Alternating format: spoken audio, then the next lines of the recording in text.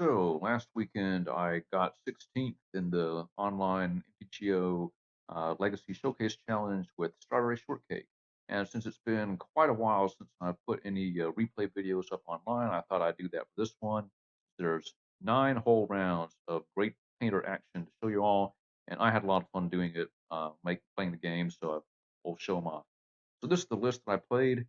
It's essentially the same list I've been playing for, gosh, months now, really, with a couple of differences. One of them is that I've got a Fairy Macabre in the sideboard instead of something like Twin Shot Sniper, and that's mostly just because with the new Atraxa being printed, there are a lot of people experimenting with the blue-black Reanimator deck, and I think just in general, I've been seeing a lot more, even a lot more black-red Reanimator than I have been seeing before. So I decided to put an extra piece of Graveyard Hate in the sideboard. This card has the advantage over Surgical of being something that you can fetch with Imperial Recruiter, and that can matter a lot because both versions of Reanimator play a lot of discard. So if you're on the draw and they say turn one, they thought seize you and take your Soul Guide Lantern or your Surgical or whatever. If you have if you have the mana to do it, Petal, Soul Land, or whatever, you can just cast Recruiter and then reload on Graveyard Hate like Frame Recover. So I think it's better than the third Surgical Extraction. That's why it's there. The other thing that's different is that I'm playing a Fable of the Mirror Breaker, and I'll be perfectly honest, I don't really like this card. I didn't like it at first when it first came out, and the mono red players were adopting this in the mono red painter decks, and they were all really excited about it. So I thought, okay, I'll try a copy. And it didn't come up all that often, and when it did come up, I was not all that impressed with it most of the time. And so I cut it for a while, and then people were still saying that, oh, it's great. Okay, maybe I should just give it another try. So I forced myself to play it for like 2 months. And basically, I discovered that, oh, yeah, it's great if you slam it on turn one, and otherwise, it's kind of mediocre. And I probably wanted to cut it. I did want to cut it before this event, but I wasn't sure what to replace it with. And I've been practicing a lot with this particular 75 cards. And I didn't want to change anything at the last minute for a big event. And the thing about Fable or Brea's Apprentice or Imperial Recruiter is that they all do different things, and there are going to be situations where one of those cards is really good and the other cards are useless or mediocre at best. Like for example, if you're playing Fable on turn one somehow, it's great. Certainly better than Imperial Recruiter is going to be most of the time if you're slamming Imperial Recruiter on turn one, which you almost never do anyway.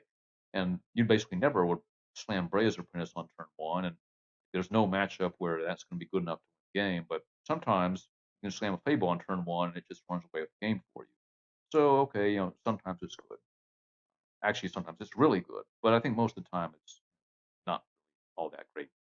And especially when you're only playing one copy, how often are you actually going to play it on turn one or turn two or even turn three if you only have one copy? And I am not really like you can enlighten tutor for it, but I don't think it's really the best use of enlighten tutor.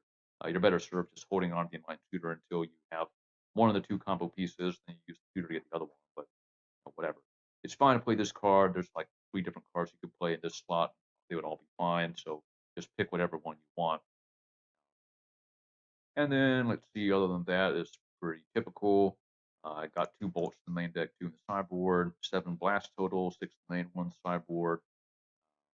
A little bit lighter on fast mana. That's just something I usually prefer because most matchups you don't really need fast mana. And then but there in many matchups you don't want to draw fast mana if the game goes long. I'd rather be. I tend to play this deck a little bit slower than other shortcake players, I think, despite the fact I've got 2 enlightened tutors. But I'd rather wait and try to draw the mana rather than have all this fast mana in the deck and then actually draw the fast mana late in the game when I really don't want it. Imagine drawing a Lion's Eye Diamond on turn 5 against a control deck. Pretty bad. Or Lotus Petal, Simeon Spirit Guide, whatever.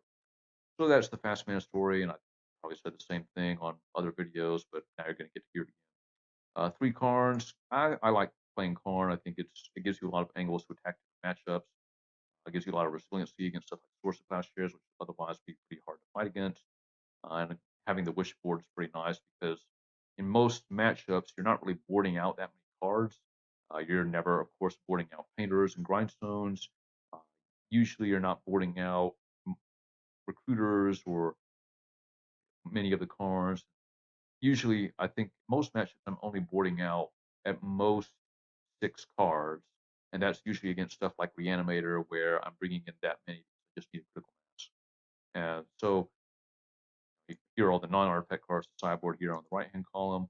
Well, yeah, yes, in my opinion, having these covers a lot of decks you're interested in. This is the advantage of playing Painter and Red Blast. Like, you don't really need specialized answers in your sideboard because you can counter any spell that can be countered. You can destroy any permanent that can be destroyed with these cards that you already play in the main deck, and they happen to be like 1 mana instants on top of all of that. So I got one of Braid because I want to make sure I can deal with Chalice the Void, extra bullets to kill things like Stoneforge Mystic, Delver, Collector Oof, additional blast for combo decks, Blood Moon to kind of mess with 4-color control type decks, and then of course the Graveyard Hate. And that's pretty much, I think, all that you really need. So you have all this space in the sideboard anyway. Might as well get the Wishboard out of it. Karn's pretty good in the main deck for other reasons. Getting stuff back from exile, killing Chalice, fighting fast artifact mana out of other combo decks, stopping other painter decks for one thing. So I like playing multiple copies of Karn, and since I'm playing 3 copies, I'm willing to do stuff like liquid metal coating that is exclusively a Karn sideboard target. We'll see that liquid metal coating perform up.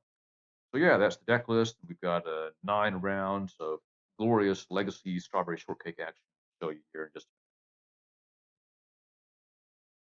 Okay, here we are, round one, game one, against unknown opponent. This is the first set of 7 cards that we're looking at, and I decided to keep this. It's not the most exciting hand because it does combo on turn 4, but we can't do it with blast backup unless we get help from the draw step. If the Goblin Engineer gets swords, then this hand really doesn't do very much at all. If Grindstone gets hit by a prismatic ending or it gets countered, then the hand also doesn't really do all that much. We still get to engineer for something, exchange Lotus Petal for it. So we're going to hope to see some help from the draw step, but if the opponent's not has a hand that's not really prepared for the matchup, then we can still get there on turn 4. And if we draw like an Ancient Tomb, then that gets us back up. So there are lots of good draws, and we have a definite game plan, and we'll have pretty much all the mana that we're likely to need. So I decided to keep this. Again, not the most exciting hand, but probably good enough to get it done, especially if we draw anything relevant. So I just decided to run out the Grindstone here. I mean, you could argue for using the fetch land to get another land out of the deck, but uh, I, if you play the fetch land, then it kind of signals that we're not playing mono red, so I kind of want to steal that. Okay, we draw another land, which isn't really what I want to see, especially when the opponent plays a Noble Hierarch here. At this point, I'm kind of thinking it's some kind of blue Green Sun Zenith type deck, and I would have wanted to see some more action rather than a land, but it may be okay. I'm still holding the plateau because like sometimes these decks will play Lone Wasteland, and I don't want to. For one thing, I don't want to show that I'm playing white mana yet, and I certainly don't want to get Wasteland. This time I do decide to use the fetch because I really don't really want lands, and we really want to resolve this engineer, so we play pedal, play engineer, and that way we can pedal blast in case he wants to force of will this thing. But evidently he doesn't, which I'm really happy about. So there's not really a great reason to get another painter here. We're just going to threaten the combo. This way, if he does remove the engineer with like Force Plowshares or something, then any other goblin we draw is immediately gets us the painter, and we just win. Instead, he plays an Inkmoth Nexus, which is really reassuring because I have a hard time imagining that the Infect deck is going to play a main deck Endurance. It might play a main deck Stifle, which would probably actually be worse than Endurance. But we're just going to have to go for it. But it does mean we don't have to worry about swords, and we don't really have to worry about force like that. So draw another blast, and again, we don't have the mana to do it with blast backup, but I decided to go for the combo anyway because it's probably going to be good enough. And if it isn't, then we can start setting up for it next turn. If he wants to, if he wants to stifle this, it's not great because we need another artifact to get the combo back. If he somehow has like a main next source of plowshares, it's not great either. We do have some. We have the option to just wait and then like do nothing this turn. If he tries to like animate and attack the Eatmoth Nexus, then we can, instead of comboing, we can just weld the painter back in and then blast the Nexus. But that runs into his 6-card hand, which could have like Force of Will, it could have Vines of Vastwood, and if he just has one additional land, then he can do all of that and then maybe also invigorate Berserk. So I think I kind of want to push for winning on this turn rather than waiting, especially since I don't think he has any real interaction. And if it is Stifle, at least it takes it means he has to tap the land on his turn, and that might be good enough to buy us another turn to draw something. So we're taking some risk here, but I think it's worth it. The opponent decides to brainstorm, and this kind of makes me think that he has Stifle on the deck. So I don't know why else he brainstormed there. Uh, but apparently not. He did not find it or doesn't have it. He lets the thing resolve. So we go look to what got milled over, and it's pretty typical. But there is a Savannah. There is, I think there's an Apostle's Blessing. Yeah, Apostle's Blessing, which you don't see very much of. I thought there might actually be a main deck Force Pressure or something, but evidently I didn't see one here. There's a minor misstep, and I think there's one copy of Scale Up and one main deck Force Negation in here. So like not exactly what used to be the stock Infect list, but close. So if you see the Savannah, that really makes me think there's going to be Source of Plowshares in here too. So we'll get to that. As for sideboarding, what we're going to do,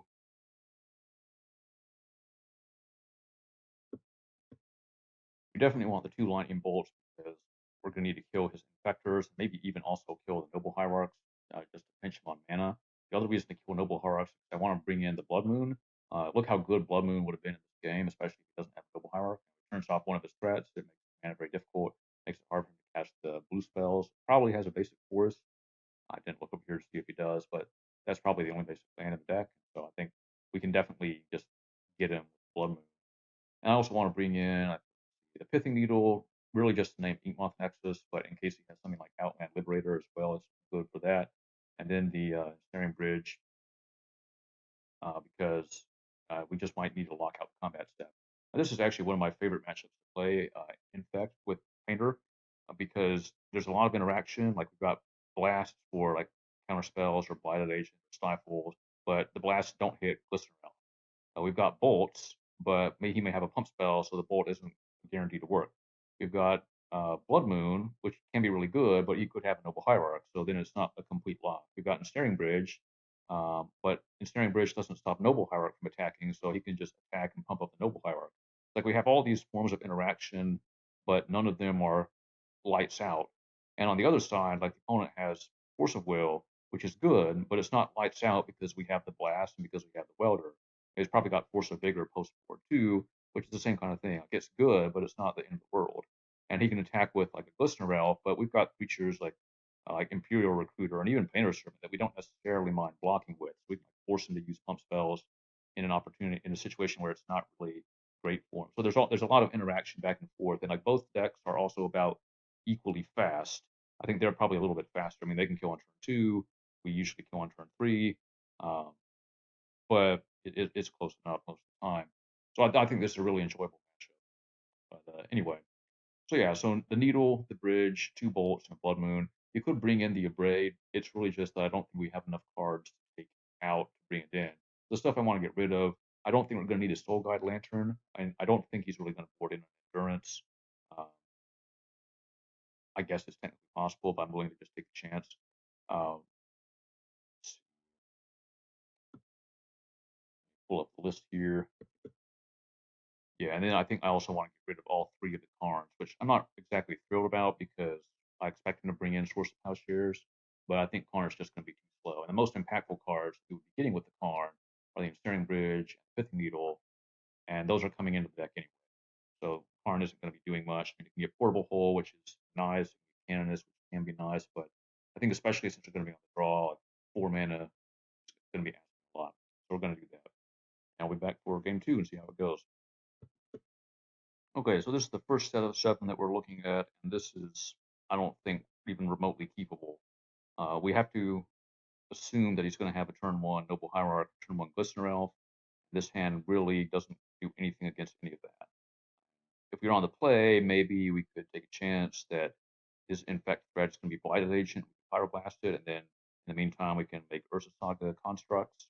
Since we can use Spirit Guide or Petal to pay the blast, probably Spirit Guide because we don't want the Petal in play for Saga. But we're on the draw, so that's just not going to get done in all likelihood.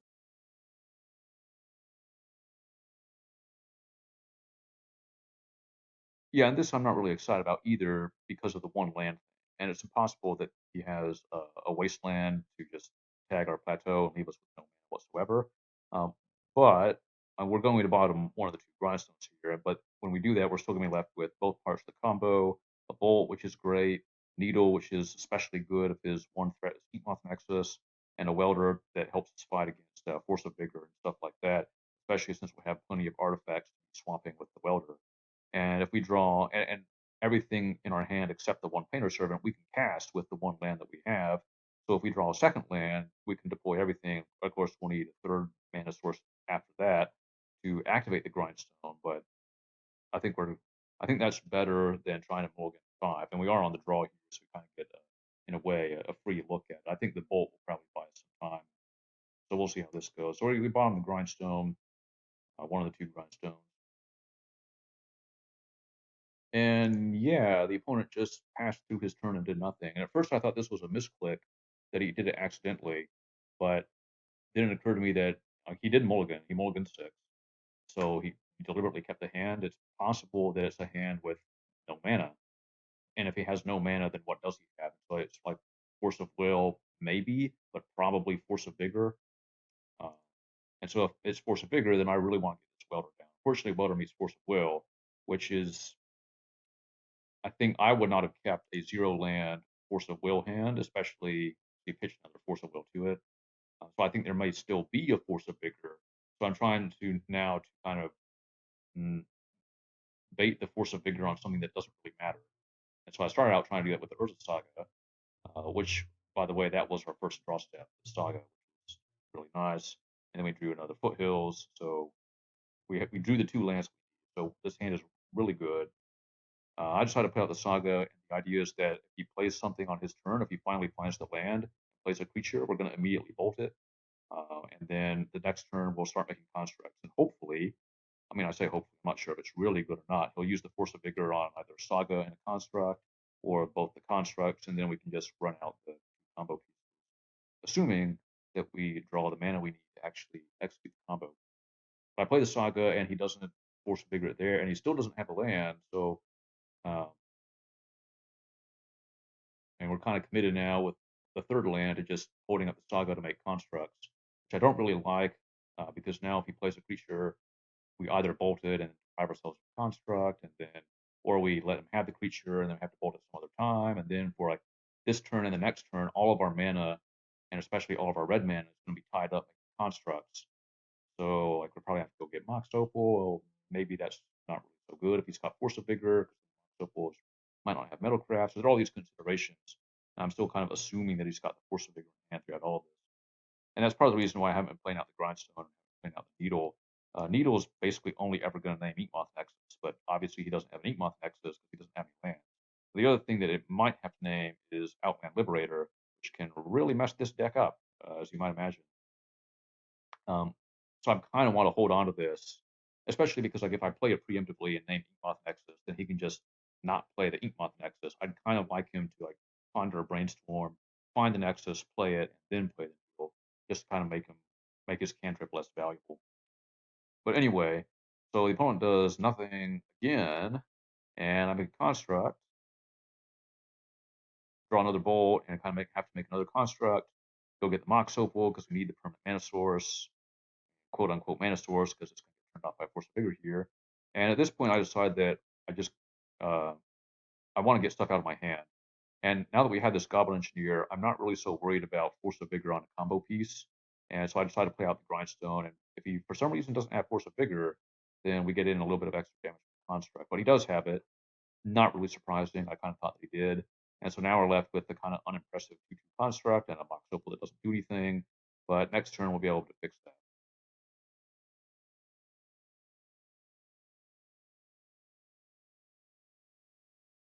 Okay, and he finally finds the land, and he has the Noble Hierarch, and with him obviously low on mana sources, I want to kill that Noble Hierarch as soon as I can. So I basically get Invigorate out of trouble, and I offer him the chance to block the construct with the Noble Hierarch, but he decides not to. So I bolt it again on his turn. That might have been a mistake. I probably should have done that on my turn. The second lightning bolt, like bolt it the first time, attack. When he doesn't block, bolt it the second time, because now on his turn, like he could attack with a 4-power Noble Hierarch, and we didn't really have to let him do that. Now, granted, we did gain a bunch of life off the Invigorates, but still, you don't want to give him free damage. Well, I think he said maybe if he has the Vines of Vastwood, I'd like him to use that mana on his turn, but instead it wasn't big race. Well, the opponent's mana problems have been solved. Um, ours have continued. Here we kind of have to play second Grindstone that we top decked. Uh, well, first we play the Painter to turn the Mox Opal back on, and then use the Mox Opal to play the Grindstone. And I'm naming red here because I don't want to name green. He might have Force of Vigor. I don't really want to name blue because he might have Force of Will, even though we don't particularly care about Force of Will in this moment. But we also don't have a blast, so we don't really need to name blue. If we do draw blast, we can blast the Blight Agent blue anyway. And so I named red to make him think that I might have Fury in the deck. Probably doesn't really matter one way or another. But anyway, so now we're threatening the combo on our next turn, but we don't really have any backup for it. So if this last card is Force of Vigor and he draws a green card, we have a real problem. We even have a bit of a problem if this last card is just Force of Plowshares. So I want to kind of attack from two angles here. So get in with the Construct, which is conveniently a 4/4. He's a 16, so he's dead 4 turns. Yeah. And then opponent scales up his Blight Agent and forgets to attack. Clicks to his combat step, which is really good news for me because 7 poison would have been a pretty large uh, swing in his favor, uh, especially since we're really pinched on mana. We can't really cast anything. If we do, we are no longer able to combo. And with one card left in his hand, it's unlikely that he'll actually be able to. Well, I think it's actually impossible for him to kill me on this next turn if his last card is Source of Shares. So if his last card is Swords, then he's down to 0 cards in hand. He draws 1 card, and he can't get from there to 2 cards, which could be Invigorate Berserk to just win the game. Like we will get another turn if this last card is Source of Shares. And that may be enough since we have Goblin Engineer to go get another Painter. But of course, to make that work, we have to probably draw another mana source.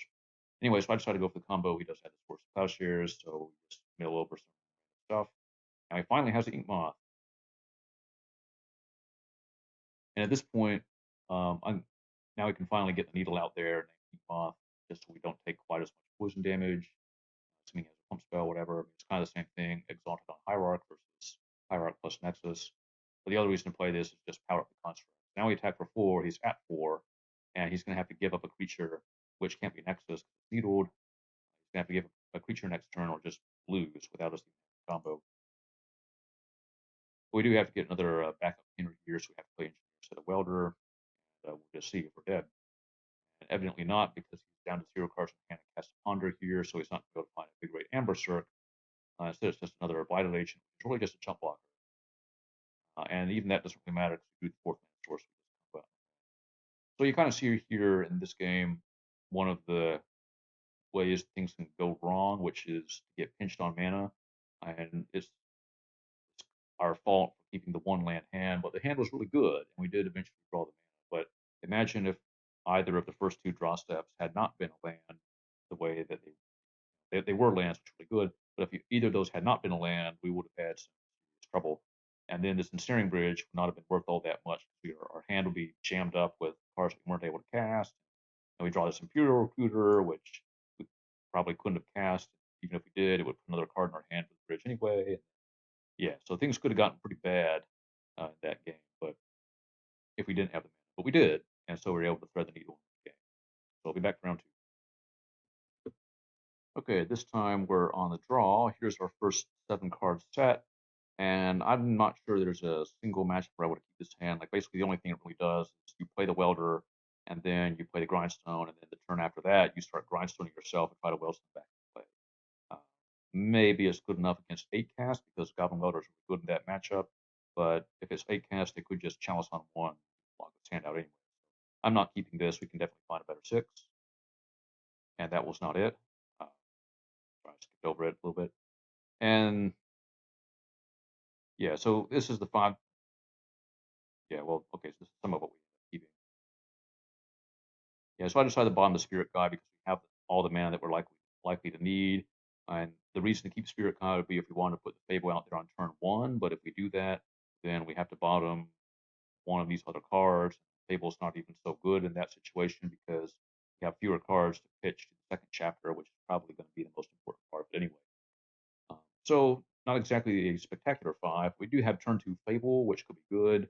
We have Saga if that's good. We have turn 2 Engineer. depending on what the matchup is, and we may draw something. And we're not even all that far off from assembling the combo, because this Saga could find Grindstone, Engineer, Painter, and then we can actually, I think, still combo on turn 3 if we go turn 1 Saga, turn 2 Engineer, turn 3 get Grindstone with Saga, activate, hold priority, use Engineer. This is about as good a 5-card hand as you could ask for, unless we're up against some kind of combo deck. But, and opponent has Underground Sea, which pretty much guarantees that it's some kind of combo deck. So I'm playing the Mountain here. At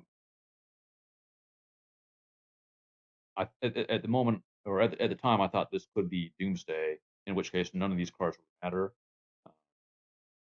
because they're probably going to win before we can get the Grindstone versus Saga anyway. But if it's some other kind of, maybe it's some kind of Storm deck, then I just want to make sure that next turn I can draw a Blast. If I play Saga here and with the idea of next turn playing Ancient Tomb and I draw a Blast, then I either have to like deprive myself of 2 constructs by playing the Mountain or hold up the Blast, or I have to play the Ancient Tomb and not hold up the Blast. So we'll just play the Mountain to be safe. Anyway, well, it turns out not to matter because the opponent has an Tomb, so it's Reanimator, he gets Atraxa, and we'll just see if he has Reanimation spell. So actually he probably does, but okay, Grief. I see my hand up irrelevant cards and takes the Goblin Engineer, which is the most relevant of the cards. And maybe we'll get lucky. Okay, we did not get lucky. The opponent had Reanimate instead of Exhume, so he gets an Atraxa, which shows a bunch of stuff, including another Grief. So now he takes, I think it's the Fable. Yeah. So we're probably not really winning this game. At this point, the way that we win is to top deck Ensnaring Bridge this turn, or maybe the turn after that. Okay, Grindstone's not bad. That actually gives us a chance to combo, but the problem is that to get the Painter, we have to recruit for it or top deck it. And I decided to play the Imperial Recruiter. I don't know if that was really correct. My hope here is that he doesn't really have anything else in his hand. So if we put the Painter in our hand, it will still be safe from discard that I assume he doesn't have. And the other card that I'm worried about is that he at some point gets an Archon of Cruelty. I would rather sacrifice the Imperial Recruiter than sacrifice the Painter uh, that I assume that I might top deck. So like I don't want to just assume I'm going to top deck the Painter. I want to get it with Imperial Recruiter, and we'll just risk the possibility that he just thought he's. I'm not sure if this is really correct. Like, the other thing we could have done here is play Urza Saga and then play the Grindstone. Uh, but then we still kind of lose to Thoughtseize anyway. Still probably our best bet here is to hope to top deck the Ensnaring Bridge. But realistically, we're probably just essentially dead anyway. Yeah, so he had 4 cards before, now he has Brainstorm and more stuff. Careful Study and more stuff. Puts a Sarah's Emissary in the graveyard and an Archon, which is bad news. Has the discard effect, which is also bad news. And at this point, well, I just kind of hope he doesn't have Reanimation spell for the Archon. Then maybe we can. Okay, and he does. So I'm just grindstoning him here to get a little bit more information about what is that. Okay, yes, a Flooded Strand of basic swamp, not really. So kind of disappointing. Best way to win the Reanimator matchup is to steal game 1 somehow, but we mulligan to 5, and I don't think our hand was realistically going to win in this matchup, and we didn't top deck the bridge. So for the sideboarding, all the slow stuff comes out really, which is the Fable, the 3 Karns, the 2 Bolts, because we don't really, we're unlikely to actually win the game with Bolt. I don't think it's going to have any features that we want to like in Bolt. And so that's 1, 2, 3, 4, 5, 6 cards. We definitely want to bring in the second bridge, the Tormod's Crypt, the 3 pieces of Graveyard Hate. I like to bring in the additional Red Blast because the game could get to this situation where you have a Painter and you need to stop the opponent from casting like the 1 Entomb or the 1 Reanimate or whatever. And you just, I think in that case, you want all the blasts. It's not the worst thing always to have a blast that you like have to have a blast and not have a Painter, because then if they have an Archon of Cruelty, well, you know what you want. You could also make an argument for bringing in the Pithing Needle, and I think I would do that um, against the Black Red Reanimator version, but I'm not sure how many Gristlebrand's this blue black version is actually playing. I'm sure they're playing at least one, but like the only thing you're naming with Pithing Needle in this kind of matchup is Gristlebrand, always Gristlebrand, and sometimes like and the problem with that is that you really have to have the needle first, and you're never going to keep a hand on the strength of Pithing Needle. If you go Needle Name Gristlebrand, and that's all that you have, they're just going to go get some other big creature. And it's possible that Atraxa might actually be kind of supplanting Gristlebrand in large part anyway. But the main reason is that there just aren't any other cards in the deck I really want to take out. I think all the goblins are important. You could take out the Crater Maker. Crater Maker would be the first thing I'd cut if I want to cut an additional card, but I usually like to leave it in for the first post-board game in case they have some kind of artifact, maybe a Pithing Needle of their own. Either Swarm Canonist stops some of their Dark Ritual and Tomb Reanimate type hands, but it also stops some of your stuff, so I like one copy.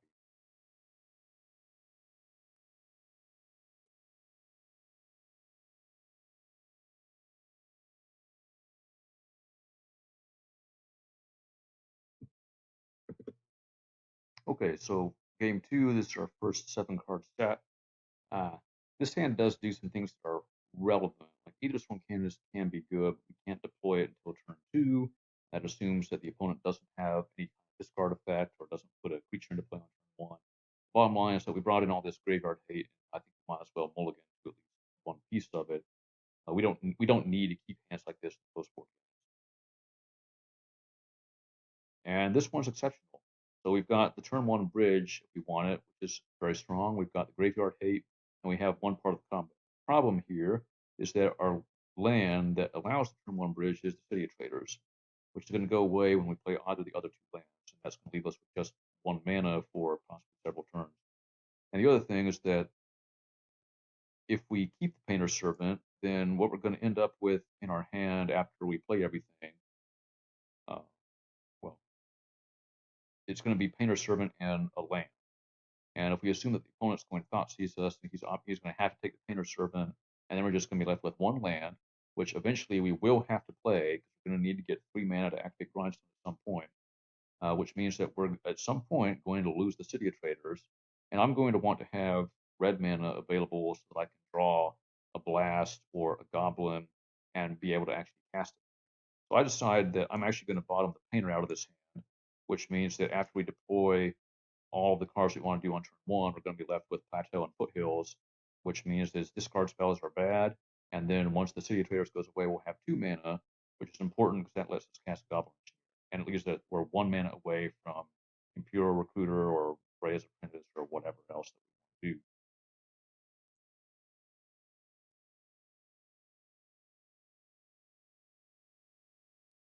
Yeah, so we make the obvious turn 1, dump our hand play, put the bridge down there, and I'm kind of amazed at all this resolves. But I'm very happy about it. Yeah, and he has the Thoughtseize, and we show him nothing to use, and then we draw a Painter Servant, which is pretty good. I don't know why the opponent could see it here. I guess it means that he has no answer to the bridge, but he knows what my hand is. We're still kind of far off from playing the Painter or from playing the rest of the combo, having the mana to actually execute it, but whatever. I'm not going to complain when the opponent concedes. But I'm pretty sure that it means that he just doesn't have an answer to the bridge, which makes game 3 makes me wonder what if he's going to sideboard anything differently at all, or what kind of stuff he might have to face. Maybe he has a Hercules Recall or a Chain of Vapor or something. Anyway, so here's our first 7-card set for game 3, and I don't really like keeping this because they always have some kind of discard effect, right? At least that's the way it seems. So like they're going to take the Tormod's Crypt and then they're going to go do something. And if they take the Tormod's Crypt, then we don't really have very much going on that's actually good. And we can play out the Painter's Servant, but the Painter may just die to like an Archon, Cruelty, or whatever. And then we have the Grindstone, I suppose. We have the First Saga, but this hand becomes very slow once the Tormod's Crypt goes away. The problem is that if we want to mulligan to some kind of like turn 0 interaction, we only have 2 Surgicals and 1 Frame of Cover in the deck, so 3 things. And if we want to mulligan to one of those, most likely the hand that we get is still going to be soft to a discard effect because we might have like 5 cards, one of which is surgical, and I would certainly be keeping that hand if it comes up. But if the other 4 cards are just not really very functional, they don't have a lot of upside, then we might still go on to lose the game. Here, the upside is that we have both parts of the combo, and the way this could also go is that we turn 1 Ancient Tomb, play Painter, and then turn after that, if the opponent hasn't reanimated something, we can go get the Fairy Macabre with Imperial Recruiter and kind of reload on the graveyard hate. And that might actually buy us the turn that we need to untap, play the 4th mana, play the Grindstone, win the game. All that assumes that the opponent doesn't have discard, doesn't have Force of Will, but I think the upside is there to keeping this hand that I don't really want to go mulliganing looking for one of the 3 things that could possibly be the turn 0 interaction. But I decided to keep this. Not exactly thrilled about it, but perhaps it will work. And the opponent has no turn 1 play whatsoever. So I kind of assume that this means he's got an instep into. It just kind of has to be that, I think. But that doesn't really change our plan. We have to play the Tormod's Crypt, and I want to play the Painter here because that gives us the possibility to draw one of the 5 remaining Soul Lands or one of the 4 pieces of fast mana that we still have left in the deck. 2 Petals, Simian Spirit Guide, and Lion's High Diamond. If we draw any of those cards, then we just get to combo immediately and win the game, which should be nice. So I named red here. I don't know if that was really the best thing to name. Possibly I should have named blue, but I didn't. I don't want to turn on his Force of Wills because I want all these things to resolve. I don't want to turn on his Griefs. And both those cards are probably turned on. He probably has a blue card, probably has a black card, but I don't want to help him. And I'm naming red, I guess, to name bluff that I might have Fury, although I wouldn't bring in Fury in this matchup. But anyway, so he has a Snuff Out, so maybe I should have named black, but whatever. He does have the Entomb, but unless he has an answer to the Tormod Script, we don't really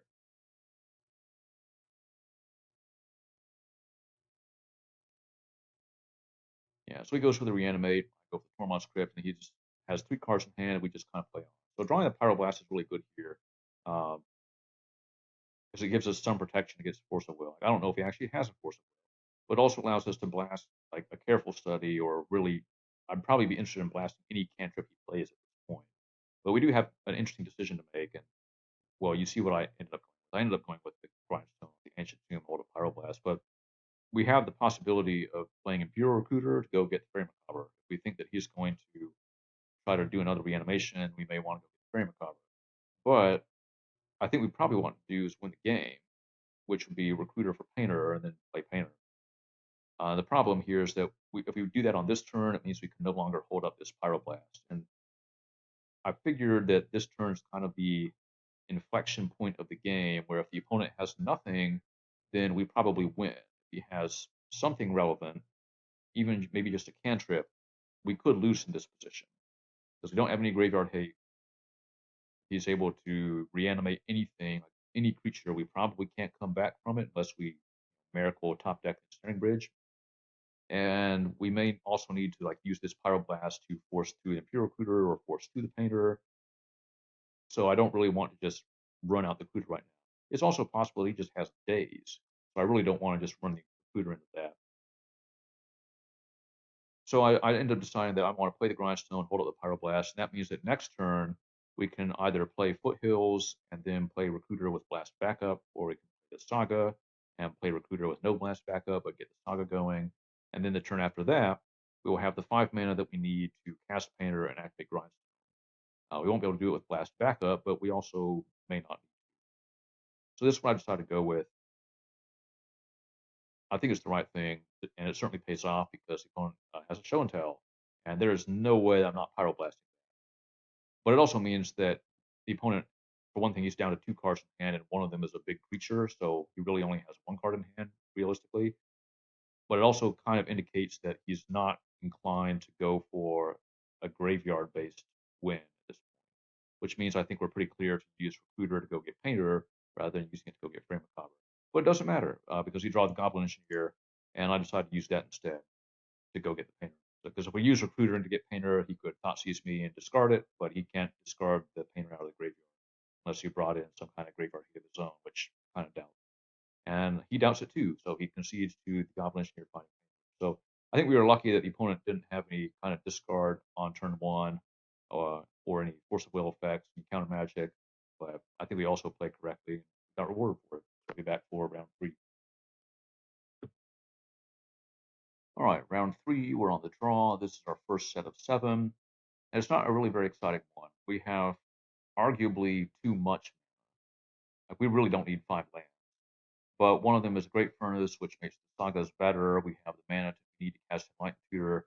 And if a saga finds Grindstone, then that means we have Enlightened Tutor to go get Painter, and we have a blast to either stop some kind of combo or protect the Painter or force through the combo or something.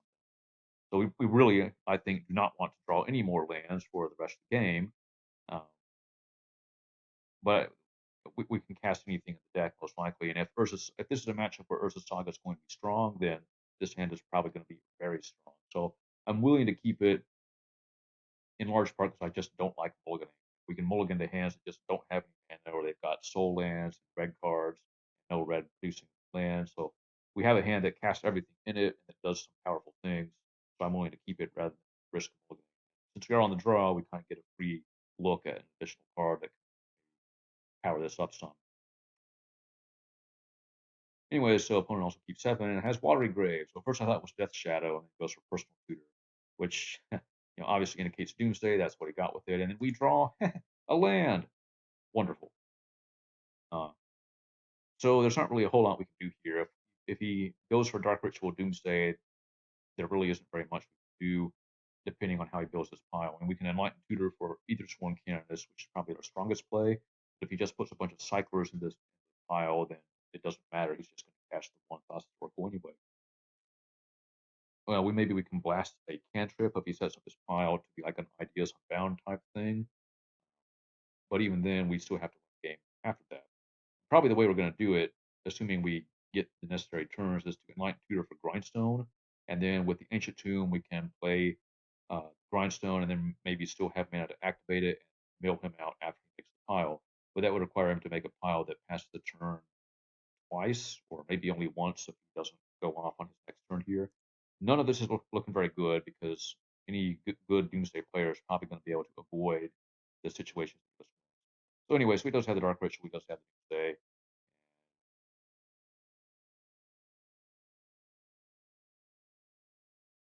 Yeah.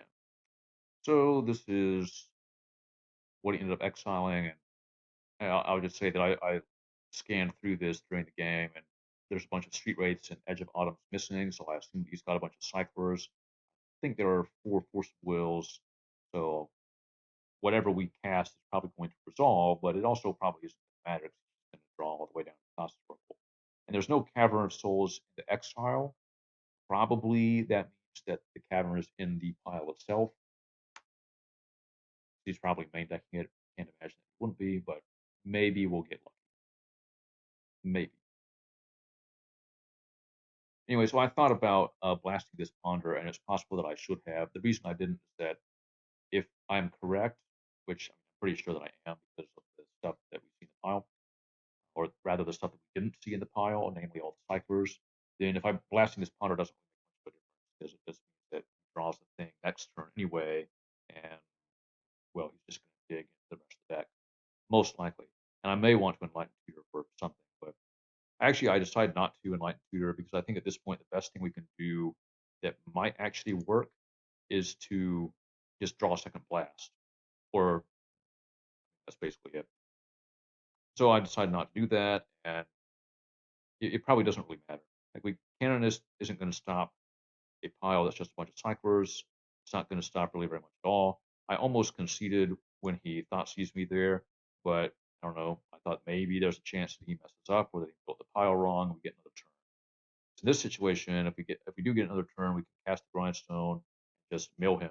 That might be good. But the opponent is skilled with the deck, not a moron, so we lose. And he does have Cavern in the deck, no surprise. Of note, this is a situation where probably the best thing we could have had in the deck would have been a Blood Moon. I've got a Blood Moon in the sideboard, but it's not the main. If we had it in the main, I would have immediately, on the previous turn, instep Enlightened Tutor for it, cast it with the Ancient Tomb, and just lock the opponent out entirely. But, oh well, deck building decision. So for the sideboarding, we do want the Blood Moon for the reasons I was just saying. That kind of situation comes up. We want the additional blast, basically like we do for every combo deck. We want the additional Canonist because the Doomsday, like if he wants the Dark Ritual Doomsday, then Canonist stops that, stops a lot of other things as well. And this is one of the few matchups where I actually board in the 4th Grindstone. It's actually a pretty strong turn 1 play. against the Doomsday deck. At some point, they will have a 5-card library if they're going to do their thing at all, and maybe you can mess up their pile or grindstone them at an opportune moment in the game that way, if they mess up, or sometimes even if they don't. And then the last two things I want to do are bring in the surgical extraction. This isn't really so good against the Doomsday piles necessarily, but we saw him play Personal Tutor. So I think there's definitely an opportunity for us to surgical just to shuffle his deck after he casts one of those. And if the card that we're surgicaling is something like a Force of Will, or maybe a Lotus Petal, or even just maybe even a fetch land, then we can actually mess up his ability to play the cards. So what comes out? Well, we don't need the 2 bolts, even if he pours in like an opposition agent or something. I think these just are too useless anyway. Like sometimes it's possible that he has Doomsday and he goes down to maybe 6 life. You attack him for 3 and then bolt him for lethal, but it just doesn't come up that often. I think surgical is better, especially since we know he has. We don't need the lantern. We don't need the crater maker. The Fable is too slow. It's not something we really want to be tapping out for on the first few turns, because we don't want to be tapping out at all on the first few turns if we can help it. And I also take out the Brazen Apprentice for much. Both of these cards come out. This really isn't the matchup where value engines are going to be what the game is about. We have to either lock up the game with something like Blood Moon, or then maybe stop him from comboing, slow him down just enough to execute our own. So I am leaving all 3 of the cards in because it's got Lotus Petal or Lion's Eye Diamond. It's worth it to shut those off. But that doesn't come up all that often.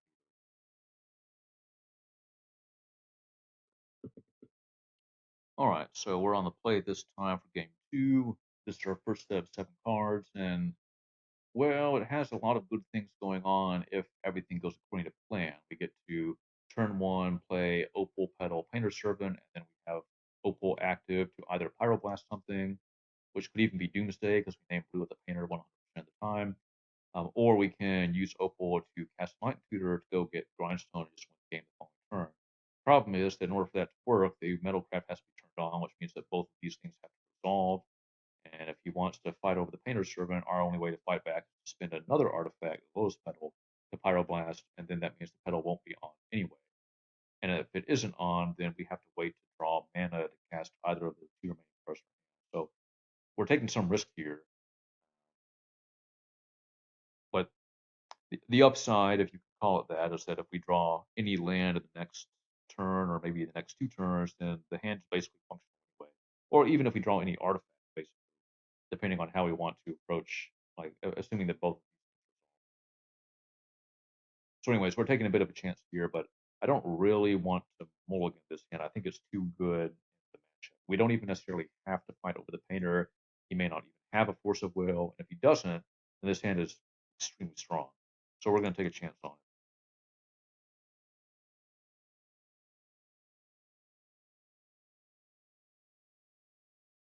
Okay, and he does have it, and I decided to Pyroblast because that's kind of what this hand does. The only other thing that we might consider doing is not Pyroblast, which allows us to either Pyroblast something else, but it has to be a card that's naturally blue, which means something probably like a Brainstorm or a Ponder. And I don't think I really want to spend Petal and a Blast just to deal with a random cantrip. We can also use the Petal to go get you cast the Night Tutor, um, but there's not really anything we could get with Enlightened Tutor that would be good enough in that situation. I mean, we could probably the best thing we could get would actually be Great Furnace, because that's an artifact for the Mox Opal, and it allows us to cast Imperial Recruiter, but that still leaves us it leaves us empty-handed, disregarding whatever we may draw in the next 2 turns, and then we don't even have the painter play. So I figured I'd rather, I think, have the painter just on the board, get that part of the game out of the way, and then trust in the draw step to give us some action. Well, opponent has Personal Tutor again on turn 1, but we top deck Surgical. Hooray! So we're going to Surgical the Personal Tutors, uh, because the way this game is going is that I'm going to need some time to draw into the mana or any artifact to be able to cast the things in my hand. So I don't want him to find Doomsday. And that's really more important than this getting rid of the Force of Will. We can still win the game if one, or maybe even if both of these things get countered, because it's going to cost him resources if he's forcing both of them. But we're not going to win this game if he Doomsdays in the next 2 turns, unless we get really lucky on top.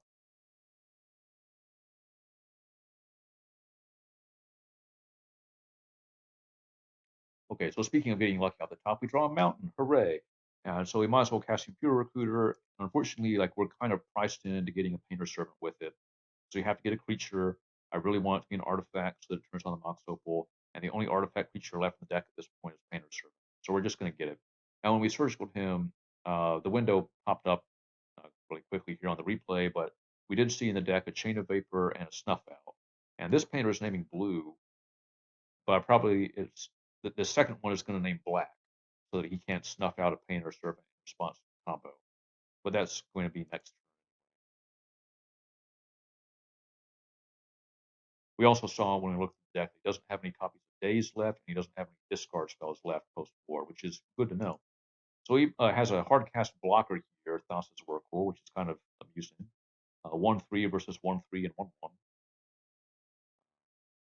We draw this Fable, which I should have boarded out. I thought I boarded it out, actually, but evidently not. Uh, you can see how it's just not really good. It's not really what we want to be doing in this matchup. The 2/2 is not really relevant. We're not really going to have, I think, more than one card to discard anyway, so it just doesn't really do. If we were going to play this card, we wanted to play it a lot earlier and probably not. It should have been boarded out, but we don't really care about one way or the other. So we have what we really need, which is the Enlightened Tutor. We play the second painter. We name black. Uh, turn off the snuff out. Opponent's got 3 cards in hand, and earlier we saw them with the Surgical. It was a Misty Rainforest, a Cabal Ritual, and the Consider. And the Misty and the Consider are now in the graveyard. So he's got a Cabal Ritual and 2 unknown cards. But there really isn't anything else to do here. We're just going to wait. We give him another turn. We hope that we don't lose. If we don't lose, then we win. Most likely, because we just might tutor for Grindstone with the game, unless he's got a Force of Will. But we'll see. We'll just have to see what he has. Hard casting the Thassa's Oracle is not a very strong play from him. So that suggests that his hand is weak. We do know that one card is Cabal Ritual. There's the Ritual, and there's the Doomsday. And he's got 1 card left in hand, which is excellent news. It means that he cannot both draw into the pile and produce the double blue needed to cast the Thassa's Oracle. So we will get another turn, and that means that we'll win. Especially since we know that it can't be Days because we looked at his deck earlier. So we go get the Grindstone, we play it, and it works. And the opponent could see it rather than show us. So everything went according to plan. I think I went back and boarded out the Fable and brought in some other card.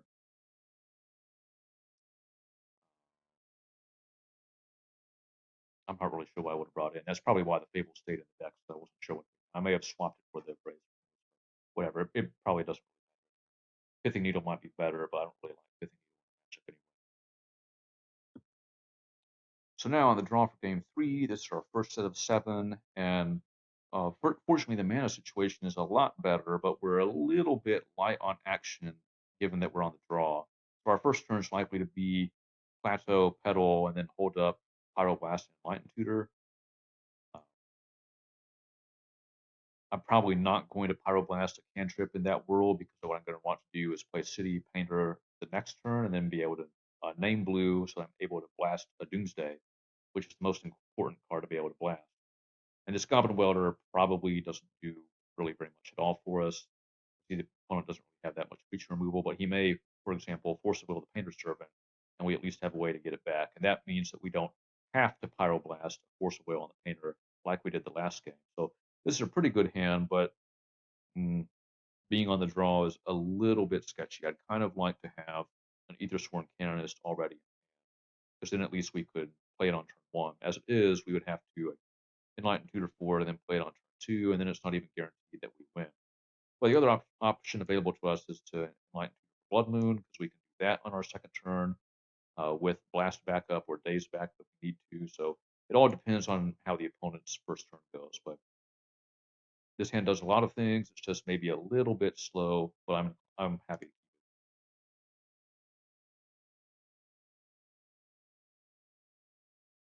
I mean, I say that it's slow, but it's about as fast as this deck can reasonably produce. The only way it could really be faster if we had like turn 1 Canonist or turn 1 Blood Moon automatically locked up. I guess we do have turn 1 Blood Moon if we draw it, but we have to actually draw it here. Well, so for the third consecutive game, opponent has Personal Tutor for Doomsday, which I think turns the Blood Moon plan pretty much off because he may actually just Doomsday next turn. But we draw the Surgical again, and it was good last game, so I'm going to do it again this game. I messed up here by doing this out of sequence. Uh, I think the best thing to do is to Surgical Personal Tutor before doing anything else because what we see in his hand may affect which land we want to play. We have the option to play Lotus Petal and then play Painter's Servant, hold up Blast. Or we can do what we did here, which commits us to basically doing nothing. Like, I don't think we really want to play this Welder because we hold up both these cards. It all depends on what's in his hand. And we should have gotten the information first before playing. Advantage of doing it this way is to play around days, but we saw his deck last game. He didn't have any days, so we might not have any this time. But anyway, we go for the Search Pool on the Personal Tutor again. Not that it really matters, we just don't have better options. But this time he's able to draw the Doomsday off the top before we shuffle his deck, so Surgical not worth much anymore because he doesn't need any more Personal Tutors. We're actually kind of helping him by getting the things out of his deck, but we'll at least get to see how he's sideboarded and hand. And what do we see? All right, so 2 Brainstorms, the Doomsday that we know about, Delta. And then in the deck, there is 1 copy of Days. There's the Chain of Vapor and the Snuff Out. Chain of Vapor, Snuff Out, but no discard effects, but just counter magic, 3 Force Negation, 4 Force of Will, which is kind of a lot. I'm kind of surprised to see that, but at least we know.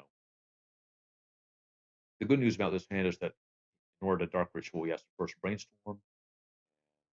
That may make it a little bit harder for him to find the Dark Ritual and the Force of Will to counter what we're going to do on our own turn, but we'll see what happens.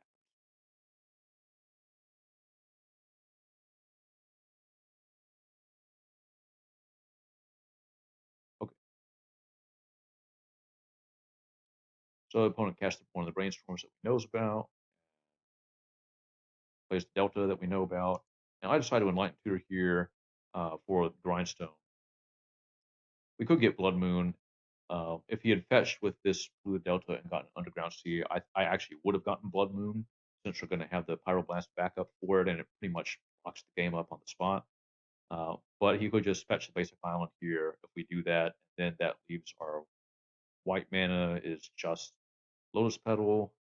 Maybe that's fine since we might not need another white card, but it also means that if we go for Blood Moon and we're not completely locked out of the game, we're going to have to find the Grindstone eventually because we're not going to win the game with just a Painter and a Goblin Runner.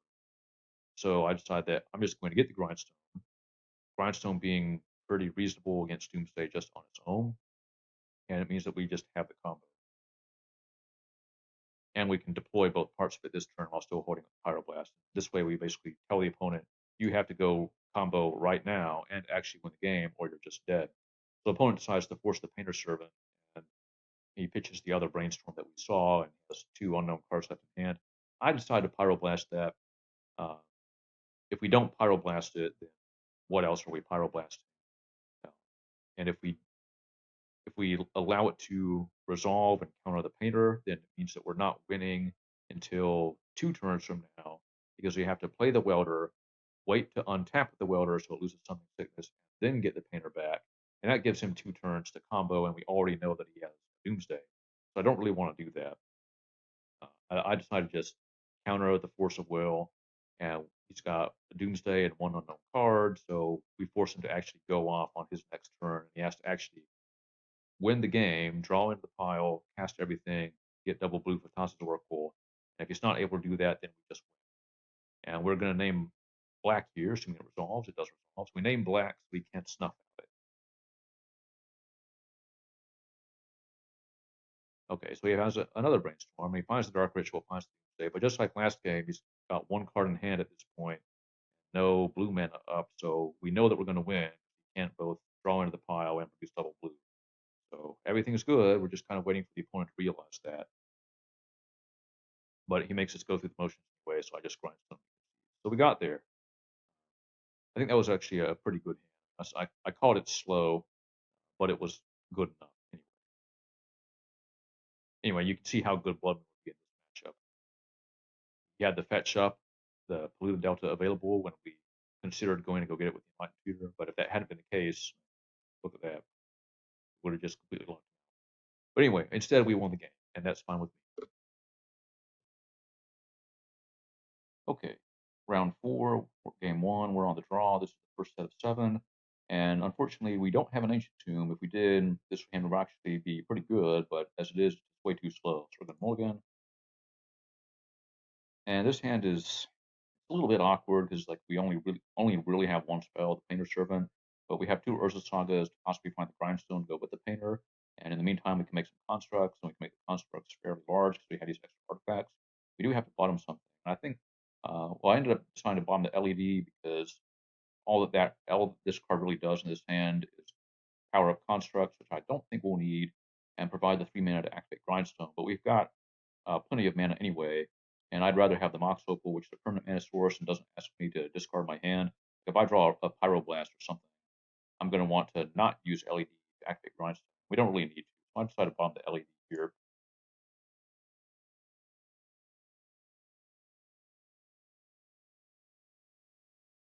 Okay, and this pretty much guarantees that it's some kind of 8-cast deck, and the fact that he didn't really do anything else besides just spew a bunch of artifacts, and in particular, the fact they didn't crack this Mishra's Bauble suggests that there could be a Thought Cast or some kind of thing that, well, okay, one of the affinity cards, which kind of includes Kappa Cannoneer in a way, um, and probably not Emery, because I think he would have cast that out of here. Probably he also has an Ancient Tomb or maybe a Mox or something like that to start making constructs here. So this is looking a little bit dicey because I don't think the Saga plan is going to get it done in time. So for one thing, he's going to start making constructs first. His construct's going to be kind of large, going to be taking damage off the Ancient Tomb. So fortunately, draw a Goblin Welder, which is absolutely insane in this matchup. And rather than, well, we pay a price for running out the Goblin Welder, and it's that we delay getting the Grindstone by a turn because Saga's going to go off one turn later since we're playing it one turn later. I think that's probably worth it because this goblin gives us a lot of control over whatever he wants to do. Like if he cracks any of these 3 cards to make a construct or look at the top card of my deck or cast something, then we get to weld out a construct for it or weld out a big thing that he might play. And I think that's going to just be a lot more valuable. And if he's only got 3 cards, he probably doesn't force a will. So we're going to cast the spell while the coast is clear of counter magic. I'll go ahead and play the opal because at this point it's I don't really know for sure. Probably not, but it's possible that he's playing the Echo of Aeon's version, and I just want to get this card onto the battlefield out of my hand if that's what he's playing. Okay, so no surprise, he's got an Ancient Tomb, but he's not making a construct, so it's probably Kappa, which is actually another good thing we play in the Goblin Welder, because there's no way we beat this card if the plan was to make constructs and get Grindstone. We probably just lose to damage from this guy. But now all we have to do is get to 4 mana, which we already have thanks to Ancient Tomb, and we'll have it next turn, and we can weld this thing out for the pedal. And we draw Karn, which is also insane in this matchup, and I'm just taking the opportunity to play the Painter here. Again, he only has 1 card in hand, so it's not forced. And we don't need to cast any other spells the rest of the game to win. So we're just going to let the opponent do stuff here. So I don't know if this was really the right thing to do. He made a construct before getting something, and I thought there's a chance that he has a Pithing Needle in the main deck to go get with this Urza Saga. I think that's not really typical. Usually it's just Aether Spellbomb, which is also not really very good for us. But if he has Needle, then if he names Goblin Welder, then we're probably just going to end up dying to this Kappa Cannon here because, like I said, like this isn't the Urza Saga is not going to get Grindstone in time. So I want to at least get something out of the Goblin Welder, and that was to get rid of the construct so that we at least maybe can, if he needles this, maybe we can draw a blast and pay for the ward or something like that. Not very likely, but I'm just kind of contemplating out here. The problem is that we had to weld in the Lotus Petal, and now he doesn't have an artifact in the graveyard. So if he doesn't put another one in the graveyard himself, we won't be able to weld out the Kappa. And that's why I think this is probably a mistake. But it is, I think, it's nice to not have to deal with the random 5/5 construct or whatever. But now we need the opponent to make a mistake for us to win, which is not a position I want to be. If he does get the spell bomb, he doesn't get the needle. We take some damage here, and fortunately, he cracks the Mishra's Bauble, which I'm not surprised. I mean, it is a mistake for the opponent to do that, and he may just think that this cap was enough, and he just wants to get some information about my deck. But it does mean that we're going to probably win the game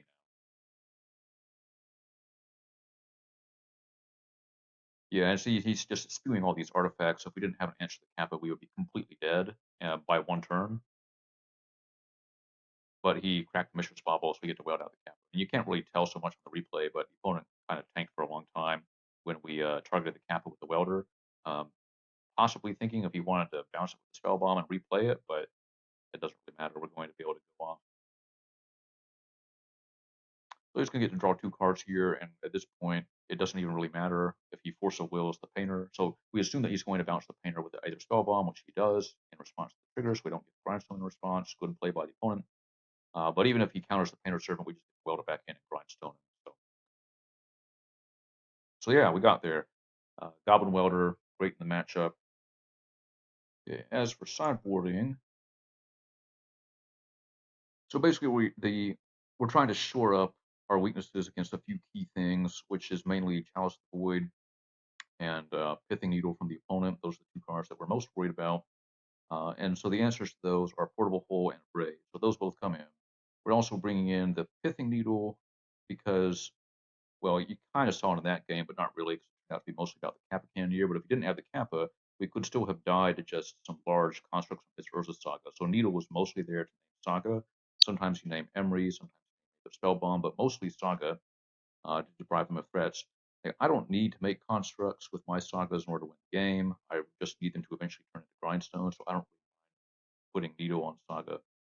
And then so the Red Blast comes in because we may need to counter things like Force of Will and Force of Negation if we're trying to resolve a Karn. And we're taking bolts out because there's nothing that they kill that isn't also killed by Red Blast and killed better by Red Blast. So we didn't see Psy in that game, but we did see the Cap Cannoneer. There's no way you're ever killing Cap Cannoneer with Lightning Bolt. You can't counter it or maybe kill it with Red Blast. So we swap bolts going out and blast. Either Storm Canvas goes out, obviously, because he's got a bunch of artifacts. Uh, and then I usually take out 1 in Lightning Tutor just to shave a little bit on the 1-drops against the Chalice on 1 that I assume that he's going to have. Unfortunately, most of the other cards, like we have all these great 1-drops I don't want to board out. I like to keep the Lantern in to kind of mess with Emery stuff if possible. Uh, and I don't think we really need both Enlightened Tutors. And so I just want to reduce my vulnerability to Chalice on 1 as much as possible, which is not really all that much. I think we end up with the same number of 1-drops. We board out 3 and we bring in Needle, Portable Hole, Red Blast. So we're not really any more or less vulnerable to Chalice on 1. But that is the main thing to be aware of. Speaking of Chalice, so we're going to have, after sideboarding, the Crater Maker, the Portable Hole, the Braid, and the 3 cards to answer it. And that's usually enough. But you never know. Anyway, we back for game 2. Okay, this is game 2, round 4. We're on the draw. This is our first set of 7 cards, and I think this hand is a pretty solid. It does basically everything we want to do. We've got an answer to an Emery or a Kappa or something like that. We've got an answer to Chalice of the Void. We have a way to find Grindstone. We have a way to find Painter, and we have 5 mana so that we can cast the Painter and then activate Grindstone all the same turn. And if something goes wrong, then hopefully this engineer can kind of get us out of it. We may need to find a Ensnaring Bridge. So this is a pretty good hand. I'm happy to see it. Okay, opponent has a turn 1 Urza Saga, which pretty much guarantees that he's going to have an Ancient Tomb or at least 2 real mana next turn. And we draw the Grindstone, which is probably the best possible draw in the deck. Now we can free up this Goblin Engineer to go get a Ensnaring Bridge, or even just next turn recruit for Painter. The problem here is one of timing, because on his next turn that's about to happen, this is going to go up to 2, and then we take a turn, we recruit for Painter. Let's assume that we recruit for Painter just hypothetically. And then the turn after that, this saga is going to go up to 3, and it's probably going to turn into a Pithing Needle. So we probably won't actually be able to cast Painter, activate Grindstone next turn, because Grindstone is going to be shut off. And that means we're going to have to play the Goblin Crater Maker, deal with the Needle, and in the meantime, he's going to have a couple constructs that could be large, and so that's the bad thing that could possibly happen.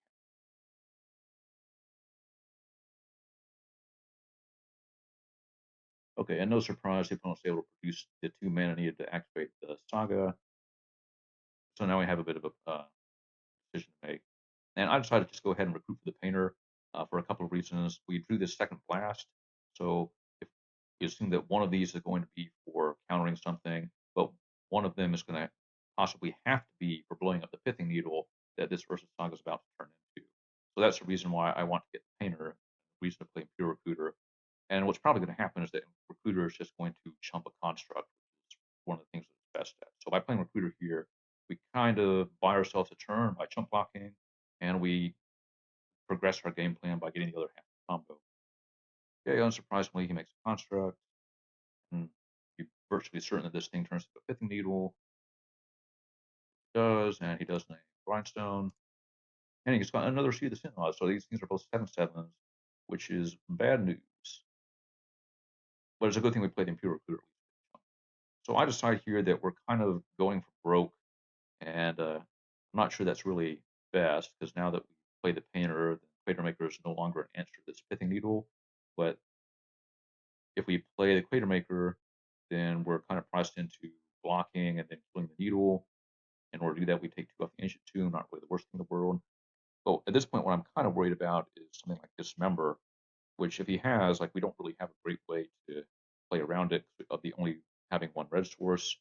Like as soon as we blast this needle, he could respond by dismembering the painter, and we can't really do anything about it. Uh, but if he has Dismember, then really none of these cards are particularly good. Like if we play the Crater Maker and he dismembers it, okay, we go to 16 and kill the Pithing Needle, and then take probably like at least 12 and maybe more from 2 constructs. So at that point, are we really going to be winning anyway? Especially given that we're going to need to activate this Ancient Tomb to activate the Grindstone. We could play the Engineer and go get Bridge, but if he has Dismember, he just kills that thing, and we can't do anything about it.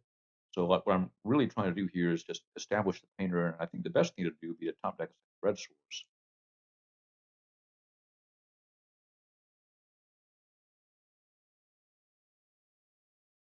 And again, like we can't really afford to blast that Thought Cast because our plan here is to just blast the Pithing Needle. And this is basically the worst possible outcome. I try to blast the needle in combat to shrink the constructs a little bit, buy ourselves some wiggle room to use this Ancient Tomb, but as I thought, he had the Dismember. And now we kind of want to draw the Ensnaring Bridge, and we don't draw the red source anyway. And this is just a desperation, 2 blockers or 2 creatures, give us another turn to draw something. And it really just basically has to bridge. But the opponent has the other removal piece, the Otawara, so we're basically done.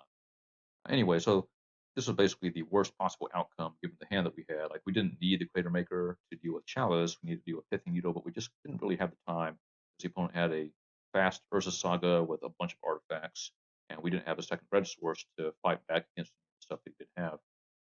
I guess if depending on when he had the Otawara, it wouldn't really have mattered. He could have just bounced the painter. We can't pyroblast that.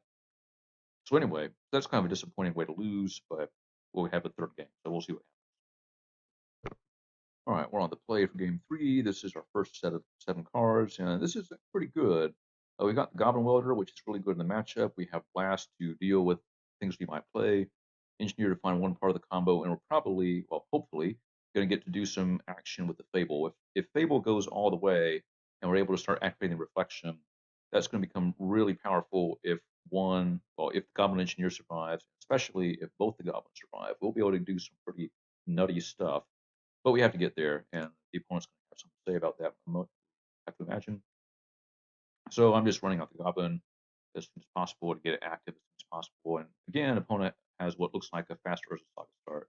And the Soul Guide Lantern here is actually really annoying because our hand doesn't really do anything apart from Goblin Engineer. Now, we do have the ability to weld out the Soul Guide Lantern, but he's going to just get it back with Emery. So the way this game is kind of set up at the moment is that we kind of have to blast the Emery, which is not really what I want to use this blast for, especially since it means that we're not playing the Fable. In retrospect, I probably should have played the Fable, but maybe not. In order to do that, we would have to play the City of Traders, and when we play this mountain, we're going to lose the city, and just kind of messes up our whole mana situation.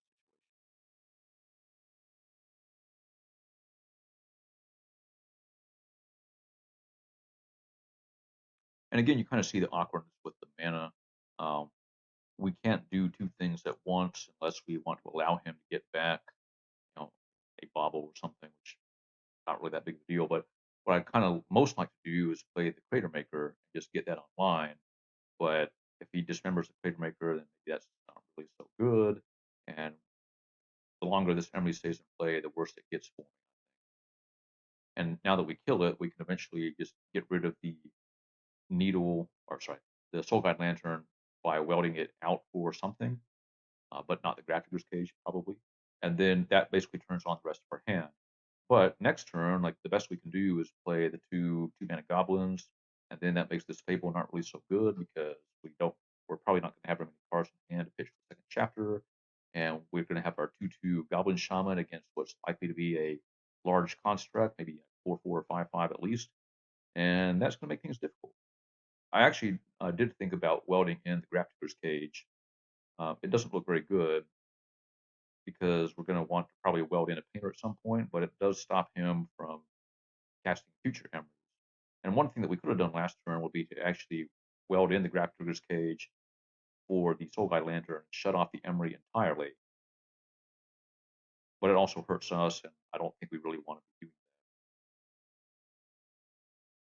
that. The things that we'd most want to engineer for are Painter and Brea's Apprentice, both of which are creatures, so they're stopped by the Grafdigger's. So opponent has Dismember, which is not good news for us either, and he does have a construct. Just have to imagine he's going to get another one. Has double Thoughtcast, which is pretty nice. And so now we still have to assemble the combo, but we only have a path to one of the pieces, and we may want this to go get the Snaring Bridge. And we have to imagine again that this Versus Saga is about to turn into a Pithing Needle. So this is the spot where I might have misplayed, but I'm not really completely sure. I decided that this is a good time to just get the Fable on the board, so maybe we can start attacking. And then I go ahead and Portable Hold to just permanently remove this construct. And my thinking was that this Goblin Engineer, once it resolves, will be able to swap out the Portable Hole for something, or whatever we get with the Engineer, that is. And then we can bring the Portable Hole back in, deal with the second construct, and or the Pithing at some point. And we still have the Crater Maker kind of in reserve. So that's the thinking. Problem with that line is that it's slow, and the opponent's going to get to do things in the meantime. Like there's going to be at least one more construct, and then we won't be able to attack this guy to get the free treasure token, which we might need. So the reason we might need it is to provide the 5th mana to play both of these things, and also use the Crater Maker to kill probably this Pithing. Anyways, we draw land, and that's not really good enough, so I discard and draw Painter, which is a really good draw because now we have a path to both pieces of the combo. And I decided to do basically what I talked about earlier, cash in the token for a treasure so that we can deploy both the goblins. And we're just going to have to accept taking some damage from this, but we do have a pretty high. Fortunately, he has Force of Will, and he has a Hydroblast. So now we really have basically nothing. And this is why I'm not sure that it was right to use the Portable Hole in the construct. On the one hand, like if we'd saved it, we could have got rid of the Pithing Needle, which is probably better from the standpoint of trying to combo. But there would also be an additional 5/5 construct. Well, there would be 2 6/6s instead of 1 5/5. And I think that would be worse. So I'm not really sure if it was right to use the Portable Hole there. I mean, certainly, if I thought that the 2 goblins were both going to get countered, I probably should have held on to this. Maybe he counters that instead, which is a lot better for me because I can just get it back here. But well, what can you do? The opponent had pretty useful cards. Okay, we draw this worthless thing. I'm just playing it out because it's an artifact. Not playing the painter just yet because if he has another Dismember, I'd rather kill the Reflection. And he's got an Emery, which is just even more wonderful. And he's got an Aether Spell Bomb that he can get back with it, which is going to make it hard to combo. And we draw another useless mana source. So this game is really not going well. I think again, what we would probably want to do at this point is just top deck the Snaring Bridge.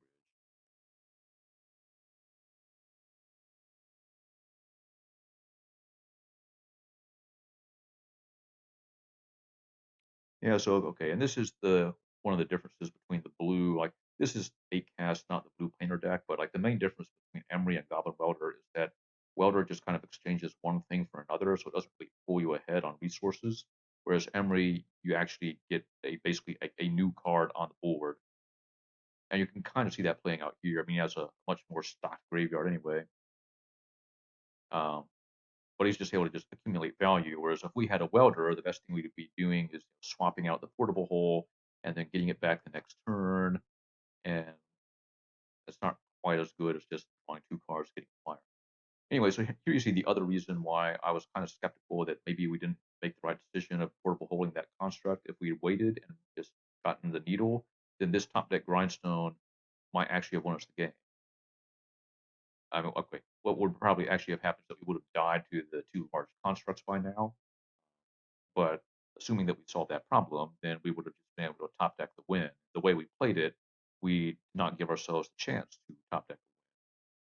So we're still waiting to draw bridge, and at this point, I think we're basically just dead. So last turn, we were able to kind of get out of things for a little bit by making a copy of the painter with reflection, blocking the copy. But he's got the spell bomb to bounce something and pumps up the capo anyway. So we're basically just dead here. And yeah, once he gets the capo up to time, where I just proceed, save some time. So anyway, this is a disappointing matchup to lose. I usually think this is a very good matchup, but you can kind of see the way that we lose it, which is the opponent has a fast saga backed up by some kind of interaction, which is usually the fifth needle off of said fast saga. Of course, Spellbomb is good, and there's even the Emery that we had to spend Pyroblast dealing with. Or I say had to. I guess he didn't really have to. I do think for cards. Anyway, so a disappointing loss here in a good matchup, but whatever. It happens sometimes. Be back around 5.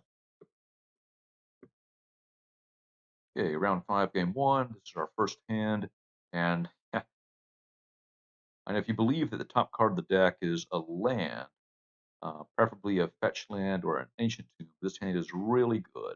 But I never trust this deck to have land on top. Well, almost never.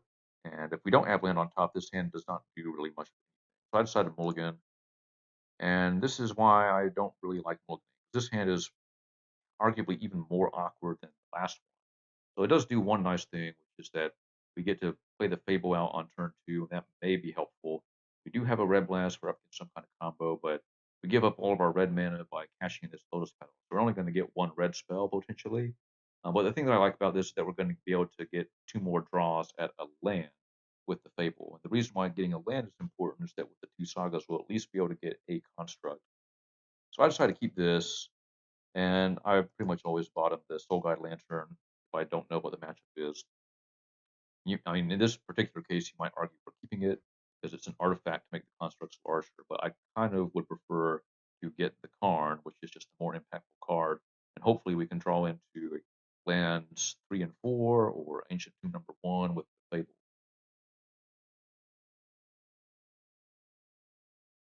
Anyway, so I play out the Lotus Petal in case I need to Red Blast something.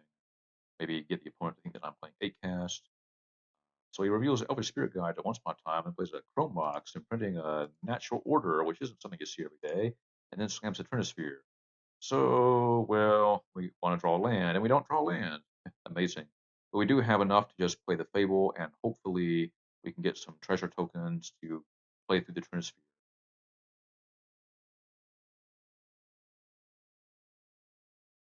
Okay, now the treasure tokens don't really matter. And we draw another Karn, and we still don't draw a land. So we're going to pitch the 2 Karns and try to draw land, which we do, in addition to a Welder that we're probably not going to get to cast. Anyway, so I take the opportunity to make a construct, and basically the game plan here is to use the reflection token to start copying constructs, and hopefully make them really large with treasure tokens. Yeah, so I got a grindstone off the first saga because I wasn't sure how many artifacts I was actually going to be able to make, and of course the Mox Opal was turned off by this anyway. But I assume that since we have the blast, that if the game goes long enough, we will blast the collector oof, and so well, we'll draw a painter, and then we'll be able to blast the collector oof. And then in that situation, I want to have the grindstone already lined up and ready to go. But then once we get the grindstone, what we really need is mana of basically any kind. So I went ahead and got the Mox. And I was kind of surprised that the opponent went for the collector oof anyway, because it turns off his Pro Mox, which is only green mana source. And I was even more surprised, well, when he didn't block the reflection token the first time. But I guess something changed about his hand, and he decided to block. Anyway, so this time I decided to recruit for painter because again we have the blast, and maybe if we draw some lands, we can actually play the painter with and then start blasting things. But we don't, and I decided that I'm not really interested in spending the treasure token just to play the painter because then we can't cast anything. Like unless we draw a land. Right now, we can cast one spell to the Trin Sphere before getting locked out, and I think the way this is going, that reflection copying constructs might actually be good enough anyway.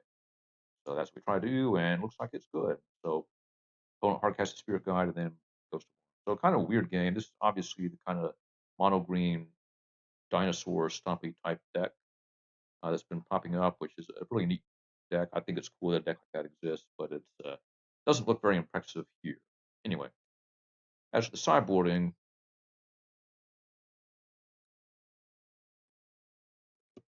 what we really care about here is just having answers to his lock pieces. And Collector Oof is probably the most important, but Trinisphere can also be kind of annoying. And so really that just means we're bringing in the Abrade and the two bolts. And the stuff that comes out is either Sworn Cannon is not very helpful. The Lantern, because he doesn't appear to be in kind of graveyard deck. And then I boarded out one of the Red Blast. The reason for that being that if he gets a Trinisphere, which I assume he plays 4 and will still be playing 4 after sideboarding, then we may not really have much of an opportunity to like play Painter and hold up a blast that asks us to have 6 mana. So I don't think that it's not the sort of thing that will come up.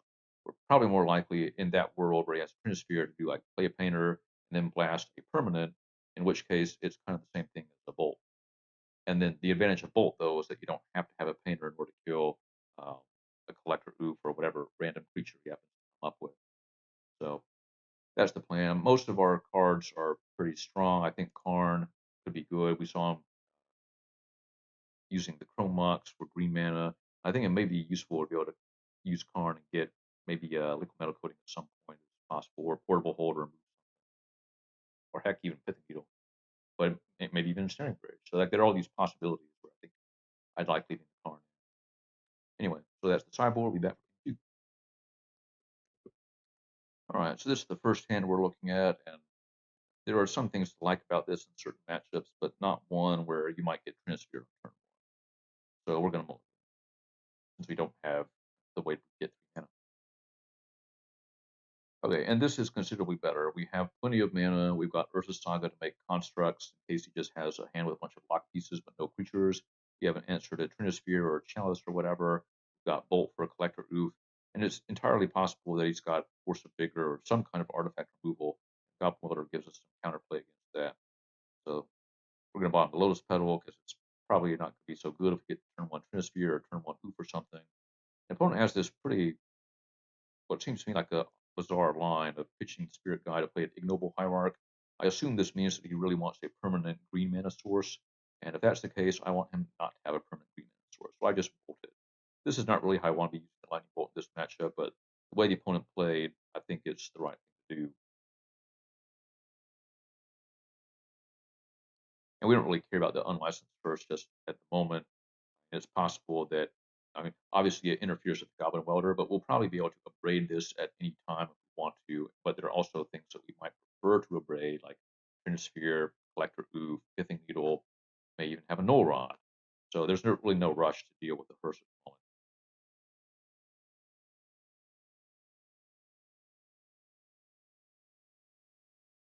Yeah, and so this is kind of interesting. Um, obviously, I guess it's weird. So he casts units for 2, right? Because the City of Traders is going to go anyway. You might as well cast units for the full amount. And he gets an Ignoble Hierarch, which is bizarre. I would have expected to get a Collector Oof. And the fact that he didn't tells me that it's really important for him to have this unlicensed first active and being able to use, probably because we have Goblin Mode in play. So, okay, fine with me, but the hearse doesn't matter. So I think we got a lot of value out of playing this Goblin Motor in kind of subtle way because I think it encouraged him not to get the Oof. Anyway, so at this point we draw the Recruiter, which is important because it means that we get the Painter, and then next turn Saga becomes the Grindstone. We've got plenty of mana, and we can even on his instep pitch Spirit Guide to a Brady and Licensed Hearse, just in case he has some kind of artifact. So the game plan was going to be make constructs, but now it's going to be combo.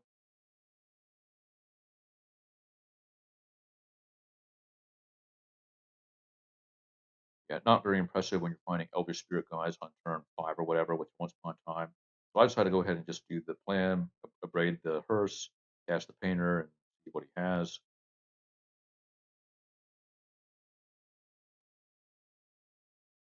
And the answer is that he has a Guy's Blessing, which is bad news because we boarded out the Soul Guide Lantern. So now if we want to win by the combo, we have to go find the card naturally. We have to naturally draw a card. We don't have to tutor for it.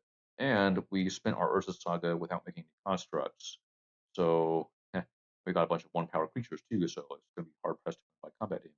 And now he has the Oof. Oh, and a Hardcast Spirit Gun. So we're kind of in a weird spot where we need to actually draw something useful to get out of this. Pyroblast is a good reason to play another painter, this time named blue. So, by the way, I named red with the first one because I thought it was possible that you would board in Veil of Summer. I mean, it's not, I don't think, the correct thing to do for people to bring in color-specific hate against the painter deck, but sometimes people do it. And I thought we were going to be winning the game that turn anyway, so might as well just play around any weird possibility that you can. But it didn't really work out. But now I want to blast this oof. Like, okay, at some point we're going to have to blast the oof, so we're going to have to name blue. When we draw a second painter, that's good enough. Or when we draw the pyroblast, that's good enough reason to play out this painter.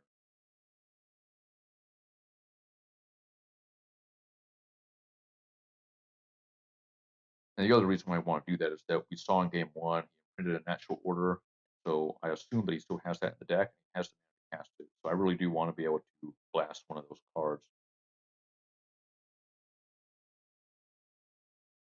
Yeah, and second collector oof is kind of more of the same. At this point, what we're really worried about is natural order.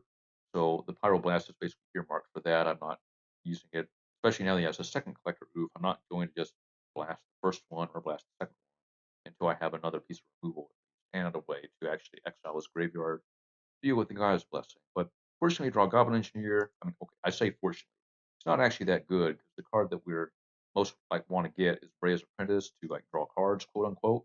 But that is turned off by the collector. So what it's really going to be is a 2/3 against all of his 2/2s and a way to get an air force going so that we can start attacking the air. The opponent has Dismember on a Goblin Welder, which is I thought that this meant that he had also a Force of Vigor or some kind of artifact destruction. And so I may want to Pyroblast this Dismember, but I also might want not to Pyroblast it. The other possibility is that he has Endurance and he's trying to kind of bait out, well, he's trying to make me use the Goblin Welder to get back to Breya's Apprentice. In response, he's going to use Endurance. And if that's the case, we might actually have to blast the Endurance. Um, not happy about that. But our way out of this is going to be accumulate value with Breya's Apprentice and probably start attacking with it and attacking with the Thopters and try to beat him down from 11 life. So to kind of preempt all of that, I weld in response to the Dismember, get the Breya's Apprentice back so it doesn't have endurance, and then I want to keep this thing around, or well, I want to keep it moving in and out of the graveyard to generate more Thopters. To do that, I kind of want the Goblin Welder around, so I decided to Pyroblast the Dismember. Not sure if that was really right. We do have the Engineer, so we can kind of do the same thing. We don't have to fight over the Dismember there, but I decided I want to do it. The advantage that we have 2 goblins, we can accumulate stuff twice as quickly. But we get punished rather hard for that because he has the natural order. And I thought for sure I was going to be dead to Atrax or something, but he goes for this weird new dinosaur. Let's see, 8/8 trample haste ward 4, toxic 4, and I decide not to block because we can block to save a bunch of damage, but we're probably going to be able to do the same play next turn anyway, and we need probably all the resources we get.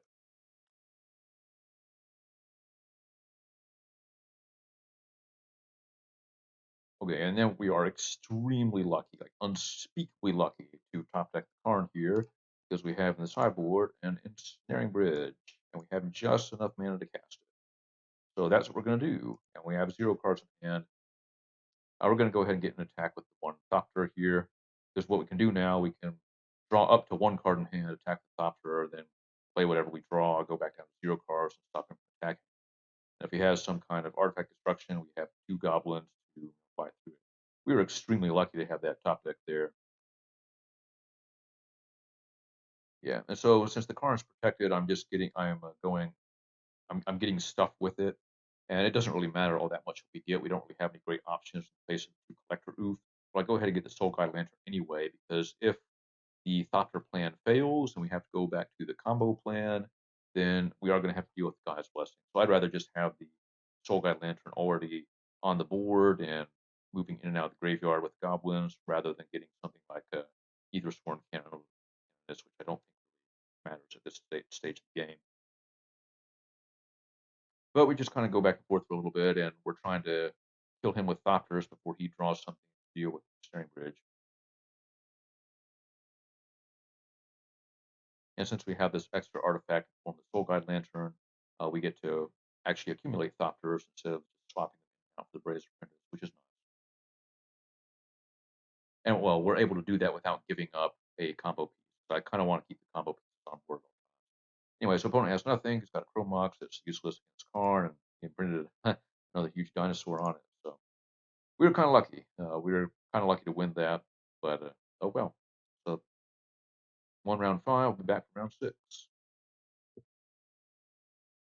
All right, for round 6, we're on the play, and well, this hand is awkward.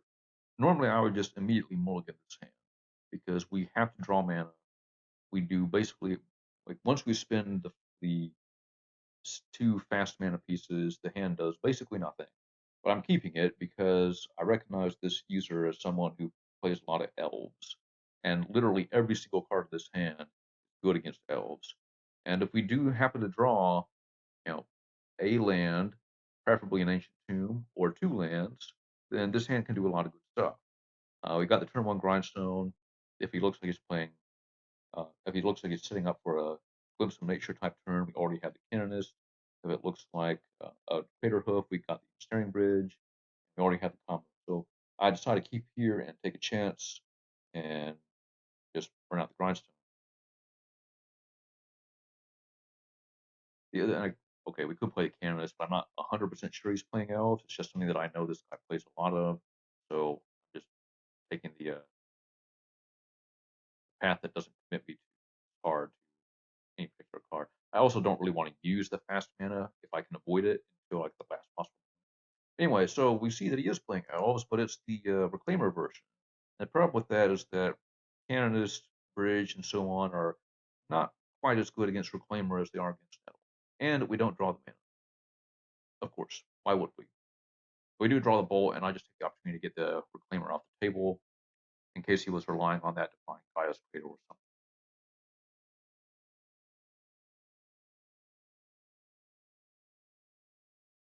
And not only is it the Reclaimer version, it's the Fiend Arts version, against which Canonist is even worse, and Bridge is, I think, not really so good either.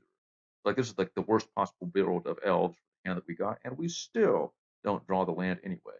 So we could slam stuff here, and I might have slammed, say, Aethersworn Canonist if this looked like Metal Elves at this point, because we just need to buy time and we're just falling way too far behind. But the problem is that Canonist isn't really even that good, and we may be able to, for example, draw Lion's Eye Diamond and just win the game if we don't spend any of our fast mana. I mean, okay, I guess we can spend one of the fast mana and still win by top decking LED, but if we draw Ancient Tomb, then we're going to need both a piece of fast mana to cast Painter and combo and activate the Grindstone all at the same turn. So I don't really want to use it. Obviously, Ensnaring Bridge isn't so good when our hand is jammed up with uncastable spells, and Canonist isn't really so good.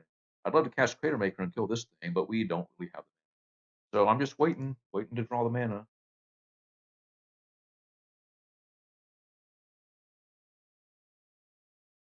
Meanwhile, opponent plays more powerful stuff. As the Zenith or the Collector Oof. And okay, sure. And we can deal with Collector Oof because you have the Crater Maker. All we need to do is draw like an Ancient Tomb, right? Yeah.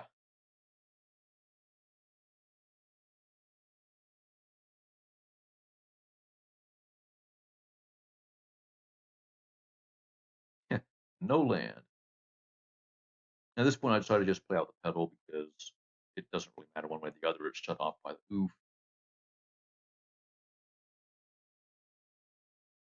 Yeah, and then opponent has a second Natural Cradle, and it's just going to go Fiend Artisan for Crater Hoof, which I have to admit is kind of cool. It's not every day that you see Fiend Artisan get Crater Hoof Behemoth, but there's no way we're winning. Maybe I should have run out the bridge, but if I'd done that, he would have just gotten something else, or like a reclamation stage or something. And then we would be in essentially the same spot, but we wouldn't even have the two pieces of fast. That's pretty disappointing. And this, games like this are why I say that I virtually never trust this deck to provide mana off the top, especially if you really need it to, it seems. But whatever. Anyway, this is only, I think, the second, maybe the third time that I've played against this version of Elves. So I haven't really worked out how best to sideboard against it. So I kind of experimenting in the tournament, which is not something that I like to be doing, but it is what it is. I had to go back to my notes and figure out how I sideboarded this. So apparently, I took out 2 Karns, a Red Blast, the Fable, and the Apprentice, and the Canonist, and brought in the 2 Bolts, the Abrade, Pithing Needle, the Ensnaring Bridge, the Blood Moon. So this is kind of what I'm really doing here is I'm kind of treating it like I normally treat Nettle Elves, which is to board out all of the Karns and the slow 3 mana value cards, just bring in all the removal and anything that interferes with the game plan, Pithing Needle. But I'm not bringing in the Canonist, instead I'm taking out the Canonist because it seemed like based on the way that game played out, he's not trying to win on like turn 2 or turn 3. Like is perfectly happy to win on turn 4 or 5, and Canonist just isn't worth that much in that situation. So I board that out. And I think I ended up leaving in. Yeah, I left in a Karn, which is mostly just because I didn't have any space for it. And the other thing I did differently than I usually do against elves, I left in the Soul Guide Lantern. I usually take it out because it's obviously doesn't really do very much against Collector Oof, which they probably have, and usually against like the Nettle Elves when they endurance you after you combo, or well, when they endurance themselves after you combo. Your answer to that is just avoid dying somehow and then combo them again. It's not really worth it to try to set up a 3 card combo with a card that is otherwise dead. They don't even always have the endurance anyway. But I'm keeping that in here because if the game does go long, then it's actually rather reasonable to be able to get the lantern or have it naturally. The other thing, of course, that we saw both Fiend Artisan and Elvish Reclaimer, so there is some value in just shrinking this graveyard or taking a key card out of it to make the creature smaller in case the game becomes a future combat. So anyway, I'm not sure if that sideboarding plan is right, but we're going to play it. We're going to find out. All right, so we're on the play, and we have another 1 land hand. And Lightning Bolt isn't going to be good enough, and the goblins aren't going to be good enough, so we don't have any artifacts to use with them. So we're going to mulligan. And we're definitely mulliganing that. And a lot of these cards are good, and maybe on the play we can get there with constructs. That might actually be possible against the slower elves, but the fact that we have 3 red cards and no red mana whatsoever, except for maybe getting a Mox Opal off Urza's Saga, and you have a Collector Upinos that can't be relied upon, so I'd try mulligan that too. So now we're mulliganing to 4, and we see this, which is just going to have to be. I'm not happy about it at all, but, well, we're going to have to just deal with it. Anyway, so the question with this is which 3 cards are going to put back. And if this were Nettle Elves, I would be definitely keeping the Ensnaring Bridge. But I think with this version of Elves being slower, where you maybe are not really so much interested in that, we do have the possibility of getting uh, Grindstone with Ursa Saga and Painter with Enlightened Tutor.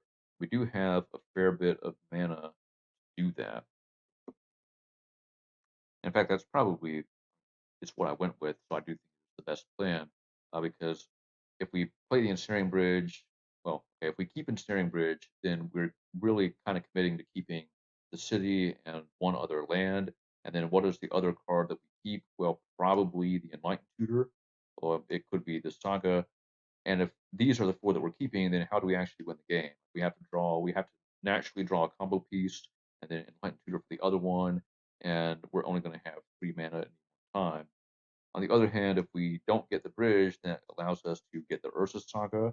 And I was saying before that we may be able to get the job done with constructs if we are lucky. I mean, they're not going to be very large, but they may not need to be large. And the fact that Saga gets Grindstone means that we already have a way to get to the combo, and we'll have a total of 4 mana on the combo turn. So if we top deck a Blast, we can do it with Blast backup. That may be good enough. And basically, the problem here is that I I don't think that turtling behind the steering bridge is all that necessary. And given that we're moving forward here, it just asks us to get, I think, too lucky with our top deck. So I decided to just keep the, well, these 3 lands and the Enlightened Tutor.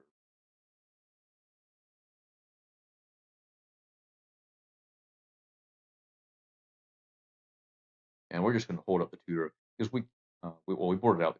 We can't really get that, but if we want to get say Blood Moon, let's say he goes turn 1 value or something, that is another way we can get out of this. Okay, opponent, however, I guess anticipates that, gets basic for us, so we're not going for Blood Moon, and that means that we are basically completely committed to the combo plan at this point. And fortunately, we draw Grindstone, which is convenient because it means that this Saga can now go get Soul Guide Lantern, and we can do the 3-card combo in case he's got Endurance.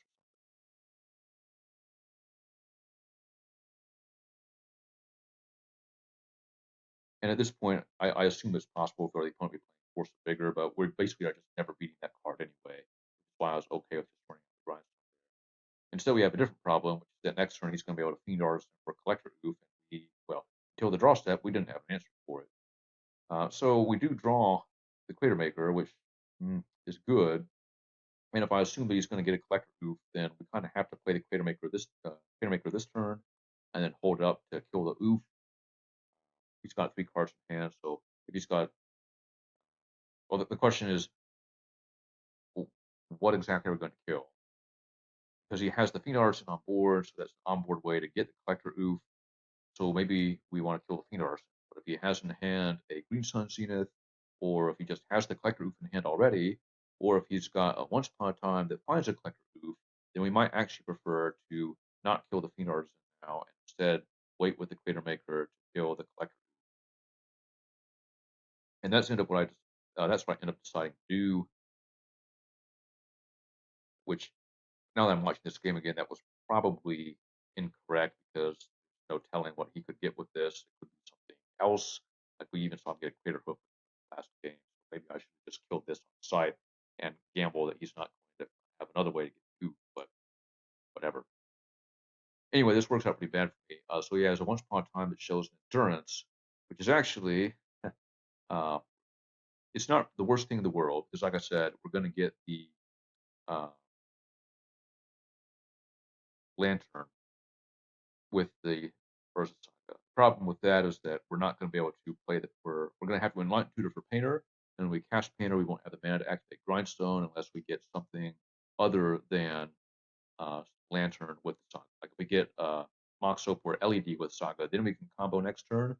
But there's no reason to do that now that we know he has Endurance. So now we kind of have to go get the Lantern, and that means we're also going to have to wait another turn to actually execute the combo. And that assumes still that he doesn't have Electric.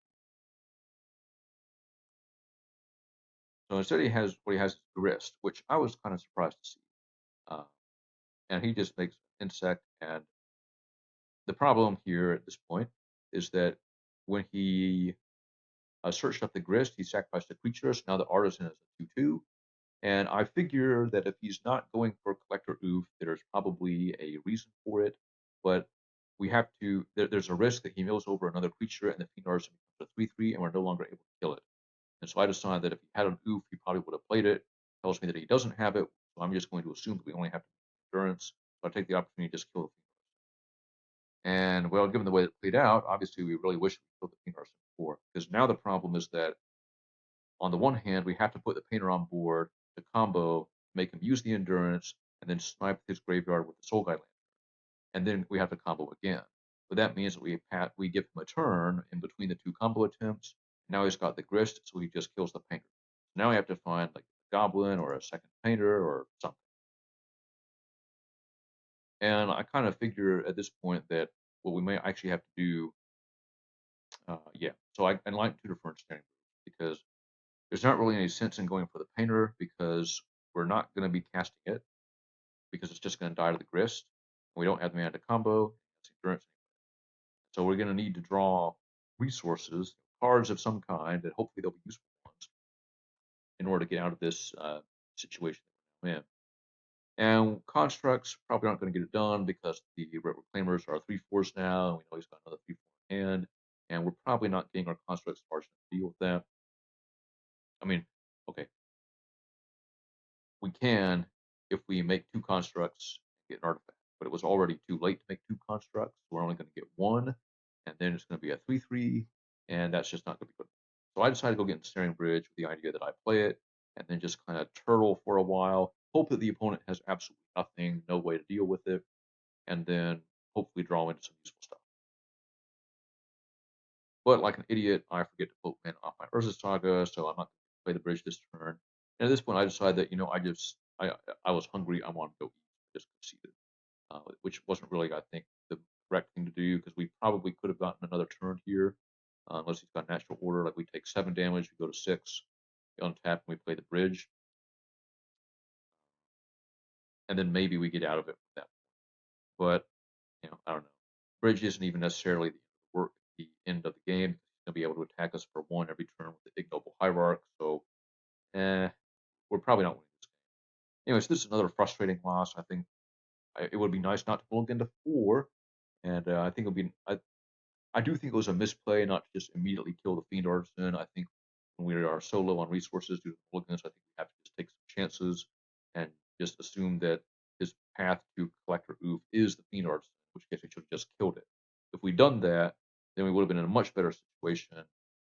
We'd still have to worry about the endurance, but we would be able to enlighten tutor for Painter, play the Painter, hopefully it doesn't die, and then we can go to on the following turn, combo and maybe.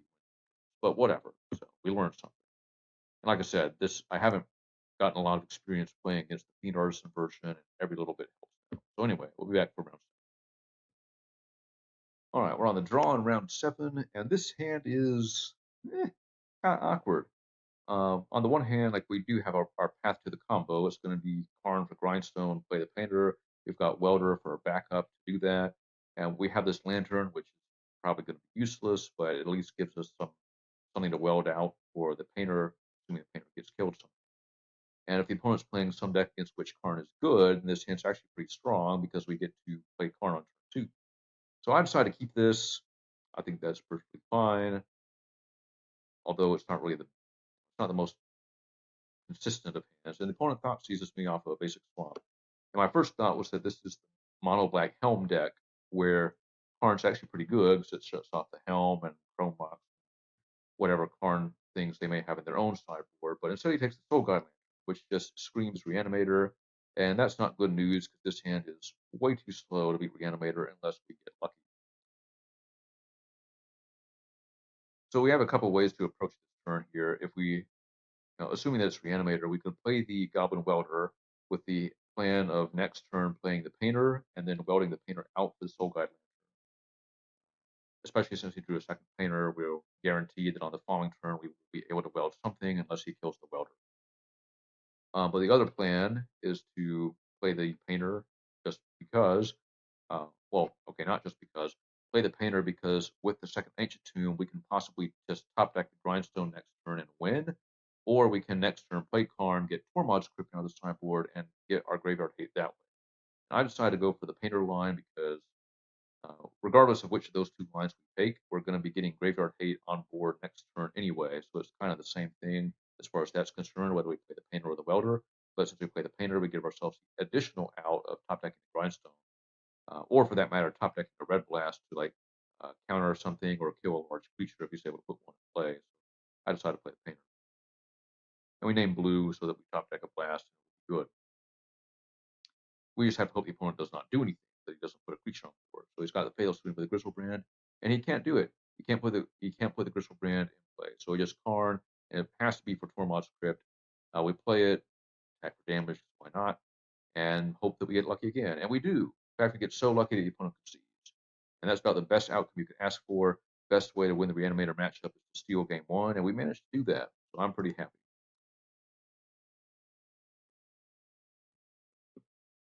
Okay, despite how good Karn was in that matchup, all 3 of them are going out because they're just too slow. And we're also taking out the Fable. It's not really what we need in the matchup. We take out the 2 Lightning Bolts.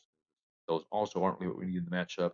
And I take out the Crater Maker because if they have hate for our combo, it's going to be like Serenity or Shenanigans or Wear Tear, not a Pithing Needle. So we're getting rid of the Crater Maker for that reason. What comes in? Obviously, the Graveyard Hate for the 3 black cards, the Tormod's Crypt. Let's see, the additional bridge, because we often get in situations where you want to top deck the Ensnaring Bridge, and we're boarding out the cards anyway, so bridge has to. I bring in also the 7th Blast, because oftentimes what will happen is that you have the Painter and you stop something, and blast is going to be extremely bad if you don't have the painter, but if you have the painter, it becomes quite helpful. And in this matchup, I used to be boarding out the Sworn Canonist and bringing in the Pithing Needle, uh, really just to name Gristlebrand. That sometimes that's good. I mean, well, okay, it's always good if it stops them from drawing 7 cards, because that's how you lose, obviously. But recently, I've been liking Ether Sworn Canonist more. It's better with the Painter Blast plan that I was talking about, where we're bringing in the additional blast, and it stops the Dark Ritual and Tomb nonsense. I think most importantly is that it's actually reasonable against their discard. And if they discard you and then immediately reanimate something, that's extremely bad. But if they discard you and then can't do anything else, well, that's different. And that gives you the opportunity to top deck something or cast something useful.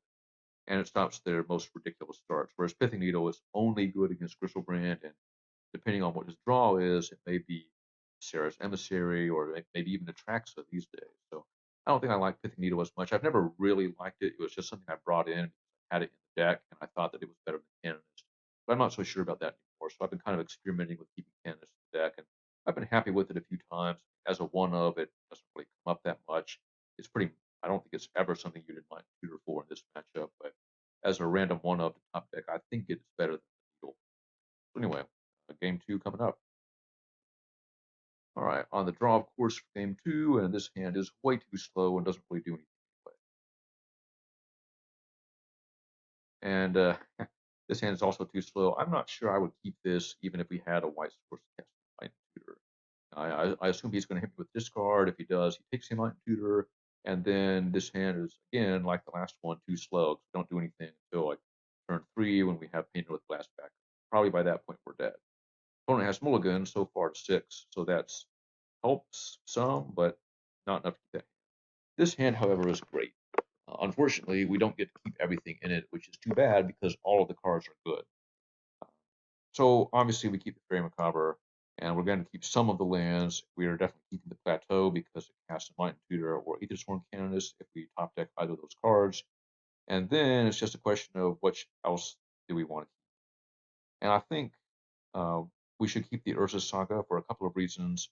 One of them is that we might actually be able to win the game by making constructs. The opponent's mulligan to 5 so far. Depending on what his hand's like, or if he mulligans any further, he could just have a hand that's non-functional, and we get to just win by beatdown. The other reason to keep the Saga is that if we assume that he discards the Fairy Macabre, Saga gives us a way to eventually find Soul Guide Lantern or Tormod's Script to reload on the Graveyard Hate, whereas none of the other cards are going to do that. So I want to keep the Saga. Now, we could keep the bridge, but the problem is that if we keep the bridge, we want to make sure we can cast it, which kind of means we want to keep the mountain. And if this is our 5-card hand, then we don't really do anything until turn 3. And there's also this awkwardness where, on the one hand, we want to attack with constructs. On the other hand, we want to play Ensnaring Bridge, and we're going to have few cards in the hand, so our constructs won't be able to attack. So I think Ensnaring Bridge is not really actually that good the way this hand is shaping. Could keep the mountain and then one of these other cards, but I think the best thing to do is just keep 2 combo pieces. Surprise, surprise. This gives us the upside of being able to win the game if we draw something like Lion's Eye Diamond, maybe, or any mana source. We just need one more mana source to be able to activate the Grindstone. And if Grindstone gets killed, we at least have some back for the Urza Saga. These 2 cards will make the constructs larger, so it helps the beatdown plan. All we really need to do is draw one more mana source, preferably a land. I feel like I said that like half, or maybe, probably about half the games that we played. Oh, we want to draw the mana. Anyway, so I decided to bottom the mountain and the Ensnaring Bridge. I'm not really happy about bottoming the bridge against Reanimator, but it's what we have to do. Opponent mulligans to 4, which is great for us. It means it's going to be really hard for him to have discard and turn 1 reanimation, so we'll get maybe at least a turn. And no surprise, he takes the Fairy Macabre. And at this point, if he's able to reanimate something big, we probably just lose, which is unfortunate. The other way we could lose, though, is if he has a Serenity, because it's possible on a mulligan to 4 against an artifact deck, we kept a hand that's just like Badlands, Scrubland, Thoughtseize, Serenity. I think I would keep that hand if I were playing against Painter on Reanimator. So that's the possibility, and that's the thing we want to play around if at all possible. And so that's why I'm not playing the Urza Saga, despite the fact that it would be nice to get the Saga to pop as soon as possible, because we might need to reload quickly and get the Soul Guide Lantern as soon as possible since we don't have any graveyard here. But with only 2 cards left in hand for him, I'm not sure that I'm really all that worried about it.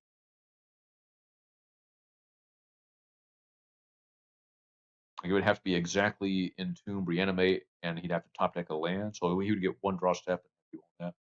Anyway, we get even more fortunate. We draw the Mox Opal, and then we draw the Blast. So the way I play this out was to just commit as little as possible in the face of the Serenity until it didn't really matter whether he had it or not. So that's why I didn't play the Saga on turn 1, just play Plateau Grindstone. And he didn't have Serenity. He had the Scrub Land, no Serenity. And so since he doesn't have it, and since we do the 3rd mana source, I'm just dumping the whole hand. And now if he discards me, I'm just going to respond by blasting one of his lands. If he doesn't, then we just win the game.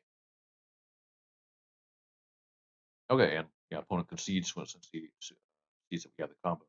So we got, I think, a little bit lucky there in both the games, but that's sometimes what has to happen when you beat the Reanimator. Anyway, I'll be back for round 8.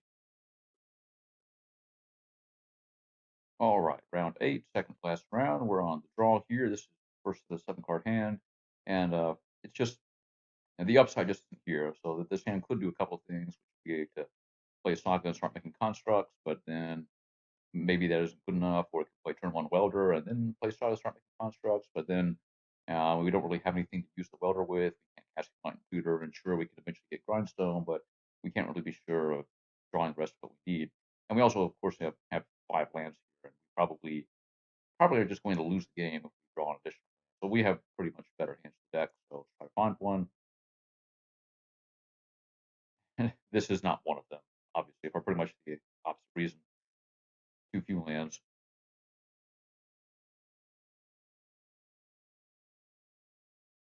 Okay, and unfortunately, at this point, we kind of have to stop and just deal with the hand. And it's not terrible, really. There are things that are good about it. We'll put it that way. So, ignoring the 2 red cards for the moment, we can play the Painter on turn 1. And the following turn, we can play a Soul Guide Lantern and then Mox Opal. And this is useful because if we have any mana source on top of the deck, then we can draw it. And then on our second turn, we play the Lantern, we play the Opal. The Opal will be active. We'll have the 3 artifacts. And then on the opponent's end step, we might do Grindstone. And with the 4th mana source, I'm assuming that we're going to draw on our first turn that's about to happen here. Then we have enough mana to combo off with Lantern backup. Whether that's good enough or not, well, we don't really know, but it's probably better than mulliganing to 4. So, and since we can't really, well, okay, we could cast the red cards, but casting them doesn't really, most likely does not really get us anywhere. Whereas Enlightened Tutor finds the Grindstone, and that could be enough to win the game. So I decided to keep this, and like I said, bond the 2 red cards.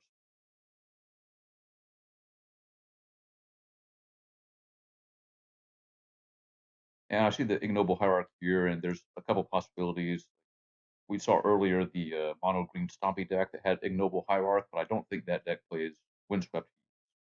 We also saw the Fiend Artisan Elves deck, which I think did play ignoble hierarch, and that is a lot more likely given that there's a fetch into basic forest here. And this hand I think might actually be reasonable enough for that matchup, since assuming we draw the mana to activate the Grindstone, because we have Lantern for the Endurance, then I think, still not all that familiar playing against that deck, that they're going to have a hard time getting like a fast way to remove the Painter Servant. Well, okay, usually their answer is Collector Root, which is not good for this hand, and the opponent has the fast creature removal in the form of Grist, but he doesn't use it that way. He just makes a token, probably because he has the Guy's Cradle. So we fail to draw the land on or the mana source on 2 consecutive turns, but the plan doesn't really change as far as uh, the artifact casting artifacts goes. So we need the Mox Opal in order to do anything. And I decided to play the Welder here because if he decides to start using the Grist to kill the Painter Servant, I'm going to want to be able to get it back. So that's why we're doing that. Could maybe have played the Painter instead of the second Lantern here, but like I said, I want to make sure that we can combo soon. Like as soon as we draw the 4th mana source, I want to Enlighten Tutor, get the Grindstone, and maybe even, depending on, get really lucky, let's say we draw an Ancient Tomb that gives us 2 extra mana, we can put Grindstone on top, crack Lantern to draw the Grindstone, and then still have enough mana to cast it and activate it if we draw a Soul Land or a Lineside Land. So I'm hoping that I'm just going to draw something here that's relevant and fight through the Grist or whatever else. But there's no point in light tutoring yet, so I might as well play the welder.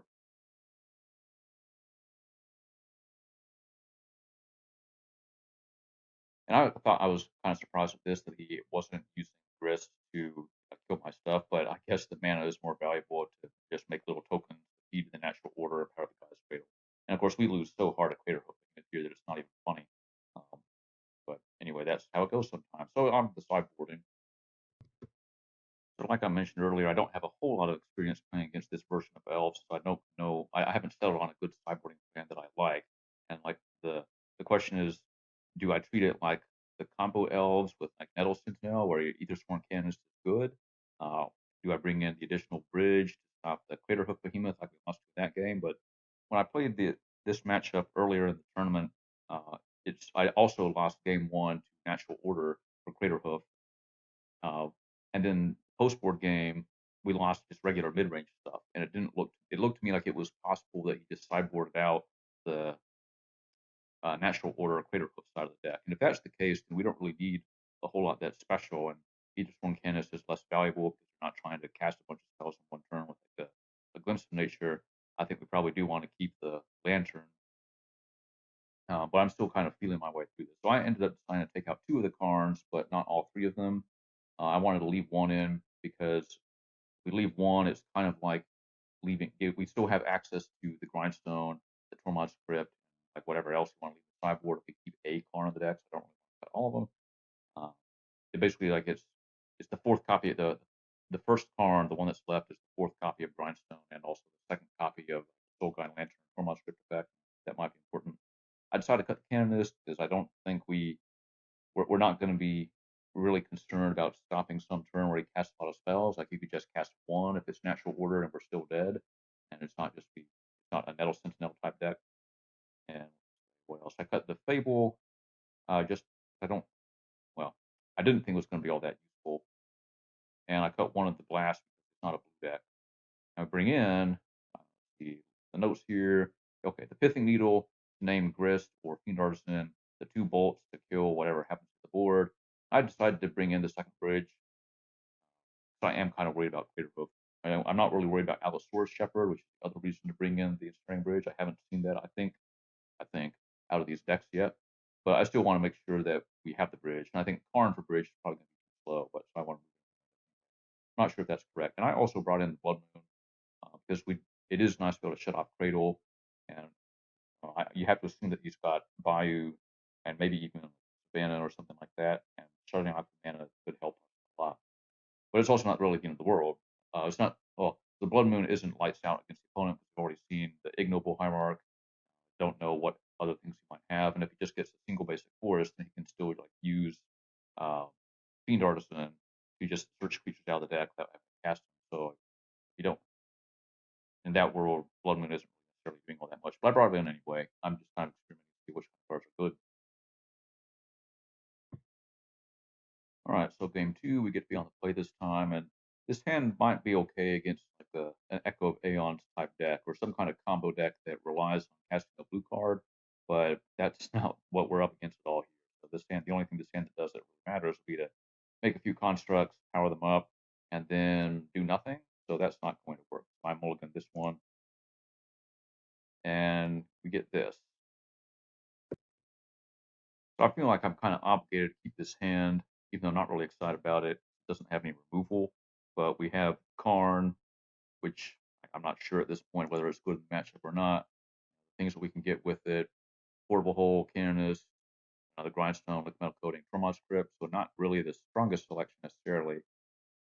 We have Grindstone though, and we have the Goblin Engineer to go get the Painter's Servant, and then it's just a question of which one card we want to put on the bottom. I eventually decided to go with the Mox Opal, obviously where you don't really have Metalcraft set up, and we already have the 4 mana that we need to play and activate Grindstone or just cast the cards. We don't really need additional mana.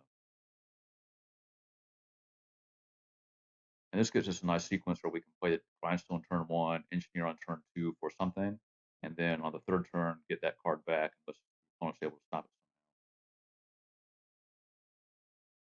And opponent just doesn't do anything, and he kept, I think the opponent mulliganed 6 as well.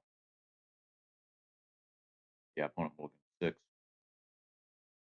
It had no turn one play, so no Noble Hierarch, no turn one Dryad Arbor, no Ignoble Hierarch, anything like that. And that kind of makes me think this is going to be an in-step fetch for Dryad Arbor, and then maybe play like creature, Guy's Cradle, second creature, but whatever. So I play this, and there's not really any reason to get anything other than Painter Servant here. So that's what we do. And this way, if the opponent has absolutely nothing, we can actually threaten combo next turn. I also see, I think, well, I like having naturally drawn the bridge so we don't have to go search for it, but I just don't know if it's come up. Maybe we really only want the one bridge. Anyway, so if the opponent does fetch for the Dryad Arbor, plays another fetch, does another turn of doing nothing. So, okay, well, uh, we could play the Karn, we could play the bridge, but I don't think we really need to play the Karn because we don't really, at this point, we don't know if we need to get any of these cards. So I'd rather kind of hold on to it until I know exactly what I want to do with it. Um, Obviously, Pyroblast doesn't do anything here. We can either play bridge and pass or attempt a combo on its upkeep.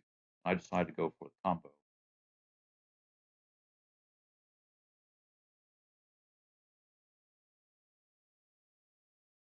And like, there's some risk here because the opponent could maybe, like, if he has a crop rotation package, he could crop rotate for I don't think this deck usually does that, but if that is the case, we don't even really care all that much because we have Karn. What I really don't want to happen is for him to have an endurance, but even then, our plan is just going to become play bridge and play Karn and try to get back into the game that way. Endurance, of course, being bad because we put both of our combo pieces in the graveyard before we get either of them back. So he could respond with endurance. But he doesn't have that, and so we just try to execute the combo. He's got a source. So the reason why I did this on this upkeep is that if this sort of thing happened and it kind of eats its whole turn, this is a Lair of the Hydra card I don't think I'd ever seen before this game. Anyways, now I draw land, and I think at this point, now that we have the Painter in exile, we definitely are interested in getting back the Karn. So I go ahead and play it, get the Painter back, and now I have the Blast back up.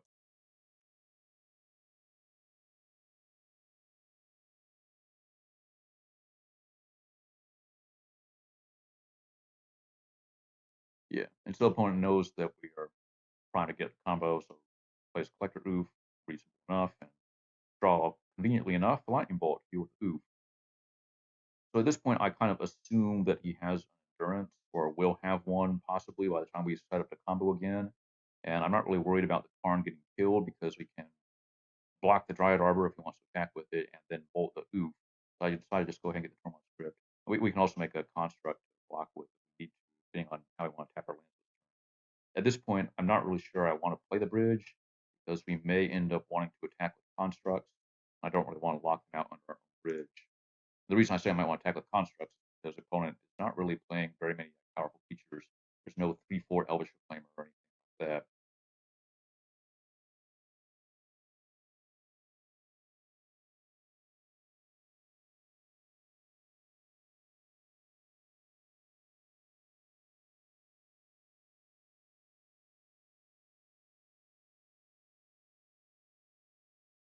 Yeah, and so at this point, things get kind of interesting. So the opponent cast this opposition agent on my upkeep, um, and with the obvious intention of stopping this versus saga from getting an artifact out of the deck.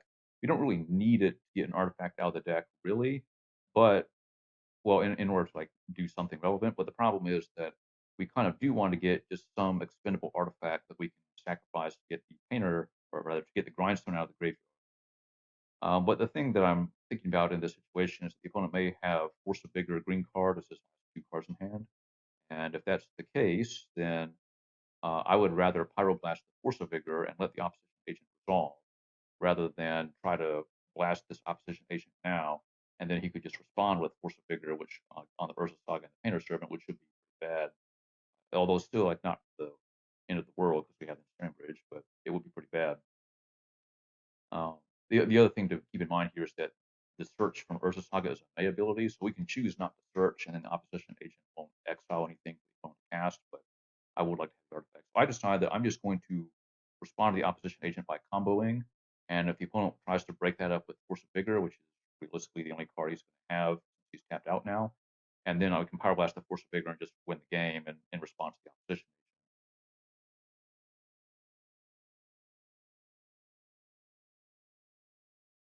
Okay, but evidently he doesn't have Force of Vigor because he allows the Grindstone to resolve. But that may just be because he has this Gaia's Blessing. So I kind of feel dumb now about having gotten rid of the Tormod script, but I think it was the right thing to do in order to play around Force of Vigor, but not Force of Vigor plus um, Gaia's Blessing. I was also like, the other card they could have if it's not Force of Vigor is Endurance, in which case I'd also rather Pyroblast the Endurance, if he messes up and casts it. But anyway, like the bottom line here is that Pyroblasting Opposition Agent doesn't really do all that much for us, whereas Pyroblasting a Force of Vigor does a lot for us. Endurance also does a lot. But anyway, so he just lets that happen, and since he let it happen, and he has the Guy's Blessing, I figure this game is going to go on for a while. I probably do want to get the artifact out of the deck, so I choose to go ahead and Pyroblast the opposition, uh, keep that thing off the board. Okay, and we draw another painter. Since he has a Fiend Artisan, I decided to go get a 5th needle and name it. Send Karn up, target nothing. And amazingly enough, opponent displayed a lot of discipline uh, by not Force of Vigoring in response to the combos. He didn't really need to. He had the Guy's Blessing. And also not Force of Vigoring in response to Pyroblast. Maybe, I guess, probably the thinking from his side is that I might get a Pithing Needle or something that he wants to blow up off the Urza Saga, so he was holding on to it, which is pretty good play from the opponent and works out, I think, pretty well for him here. But he does leave them with no cards in hand until the draw step. So here he's using the Fiend Arson, get rid of the Dryad Arbor. I thought that he was just going to immediately attack down the Karn with Fiend Arson. That turns out not to be the case. Opponent decides he'd rather kill my Goblin Engineer, which is understandable, but Karn's also pretty good. Good enough to animate the Grindstone and attack the Grist. So I think this is the only time that I've animated an artifact like that I wanted to animate and attack with in probably like 50 games, but whatever. So now that the game's kind of stalled out a little bit, I do want to put the bridge down because I also want to protect this Karn. And we could play the Painter here, but we've already seen Source of Plowshares, so there's not really a whole lot of reason to just play it out. Uh, I mean, sure, we can get it back with the Karn if he forces it and he's unable to move the Karn, but there's just no reason to take any chances. Like at some point, we may draw a Pyroblast and we don't even care about Source of Plowshares at all. So I'm just holding on to the Painter. And part of the reason of that is that I also forgot that he had this land that he can just turn into a 1/1 and sneak under the bridge and attack the Karn. But, well, the thing at this point is that because we have the Painter, we know that the Karn doesn't matter, but the opponent does not know that. And we're going to make full use of that asymmetry and information. So we draw Welder, which is actually really nice. That's going to get back the Tormod script for us and allow us to combo next turn, really. Yeah, see now opponent is touching Dryad Arbor to put a little bit more pressure on the Karn, and he's activating the Lair of the Hydra again, leaving up possible Source of Plowshares. But again, like we don't really care, so we make a construct here. And I kind of figured that he has swords, and see, yeah, this is the benefit that we got by not running out the Painter Servant earlier. Like he could have swords the Goblin Welder, which would have been awkward, but we could still have survived that. If we played the Painter, he would have swords that thing, and then we would have swords the Painter, and then all we would have is a few constructs with Ensnaring Bridge in play, which is a much worse position than the one we're in now. But opponent is able to remove the construct, and he puts the Karn down to 1 with attackers, which annoying, but we can shut off this problem whenever we want by just playing the Painter. And now that we have the Welder backup, we are certainly not that much worried about swords, and we're probably just going to win the game next.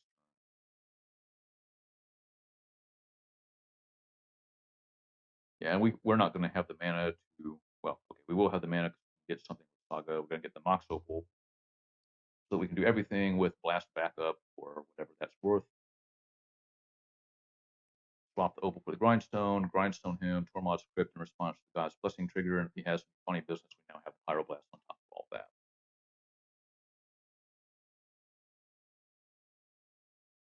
Yeah, and I didn't actually bother during the event itself to look at what he milled over here. I guess I'm mostly interested to see. Okay, yeah, so there is a Crater Hook Behemoth. Doesn't necessarily mean that there's natural order in their deck, but hopefully. So yeah, so the lesson from this game is that at least post board, this matchup really does become a mid range creature battle. He never drew natural order. He used the Fiend Artisan to get a grist instead of some combo thing, or even a reclamation might also just be good. The other lesson from this game is that Karn was absolutely insane. It basically single-handedly carried the game for us. Well, okay, maybe not single-handedly, but it sure helped a lot. We got to get the painter back after Source of Plowshares. Now that we've seen Source of Plowshares, I think I want at least one more Karn deck. So I go back to the sideboarding plan, and basically, we saw Collector Oof. We know he has Fiend Artisan and Green Sun Zenith, maybe Once Upon a Time. So he's got a lot of ways to find Collector Oof, which means that the Brazen Apprentice is not really all that good because it's just a 2/3 and a Thopter. So for game two, I aborted out the Fable, kept the Apprentice. For game three, I switched it. I aborted out the Apprentice and brought the Fable back in. And then I also got the Blood Moon, I think, for the second farm. Let me just check. Yeah, I brought in the Blood Moon for game two. I took it out for game three to bring in the second Karn. I think that the reason being just that we may need to make constructs with Urza Saga. We may need to enlighten Tutor for something. And I think it's going to be important to have access to all of our mana. And I think it's also important to have a second copy of Karn. Don't know if we really need all three. That'll be a question for other games. Maybe we don't need second main deck bridge, but whatever. Might actually be better to go to basically keep the original main deck configuration of 3 Karns and 1 bridge instead of 2 Karns, 2 bridges. But that will be a question for another time. Right now, we have to move on to game 3. All right, on the draw for game 3.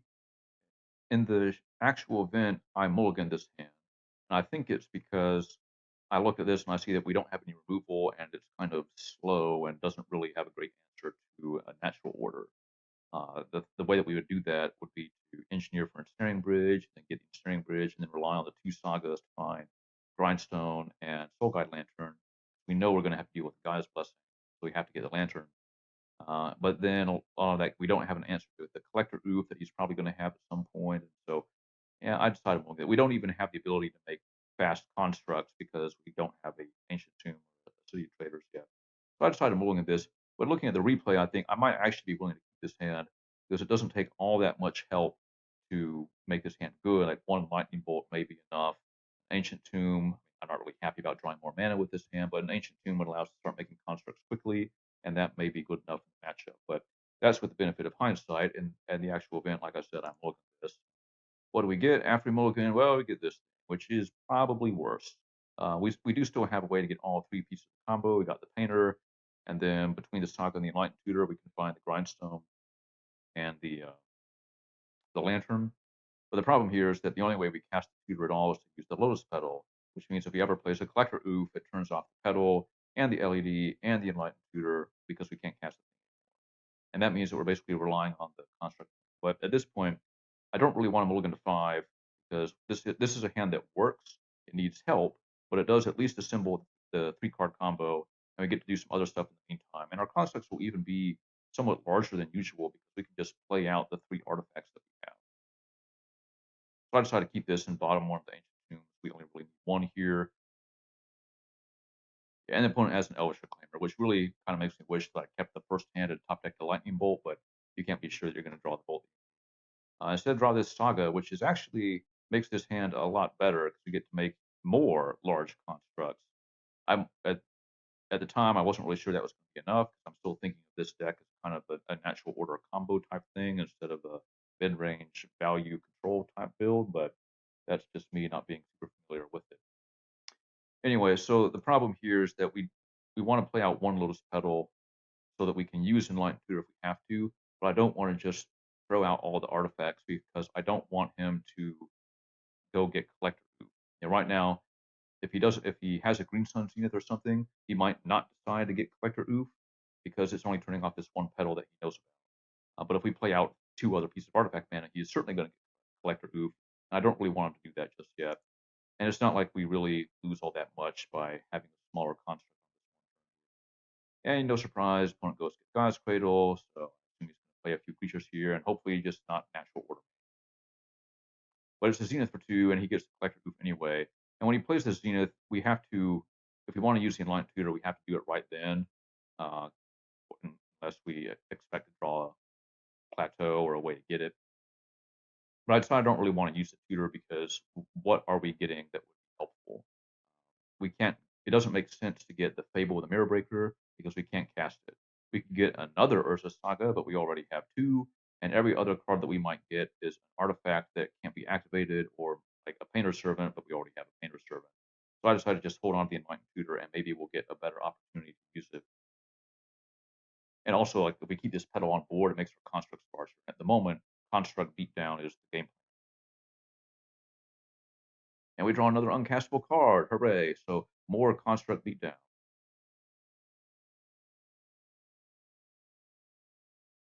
Now, I decided to get the Pithing Needle here for a couple of reasons. One of them is that we have since we drew the second saga, we'll still be able to get Grindstone and Lantern between the tutor and the second saga.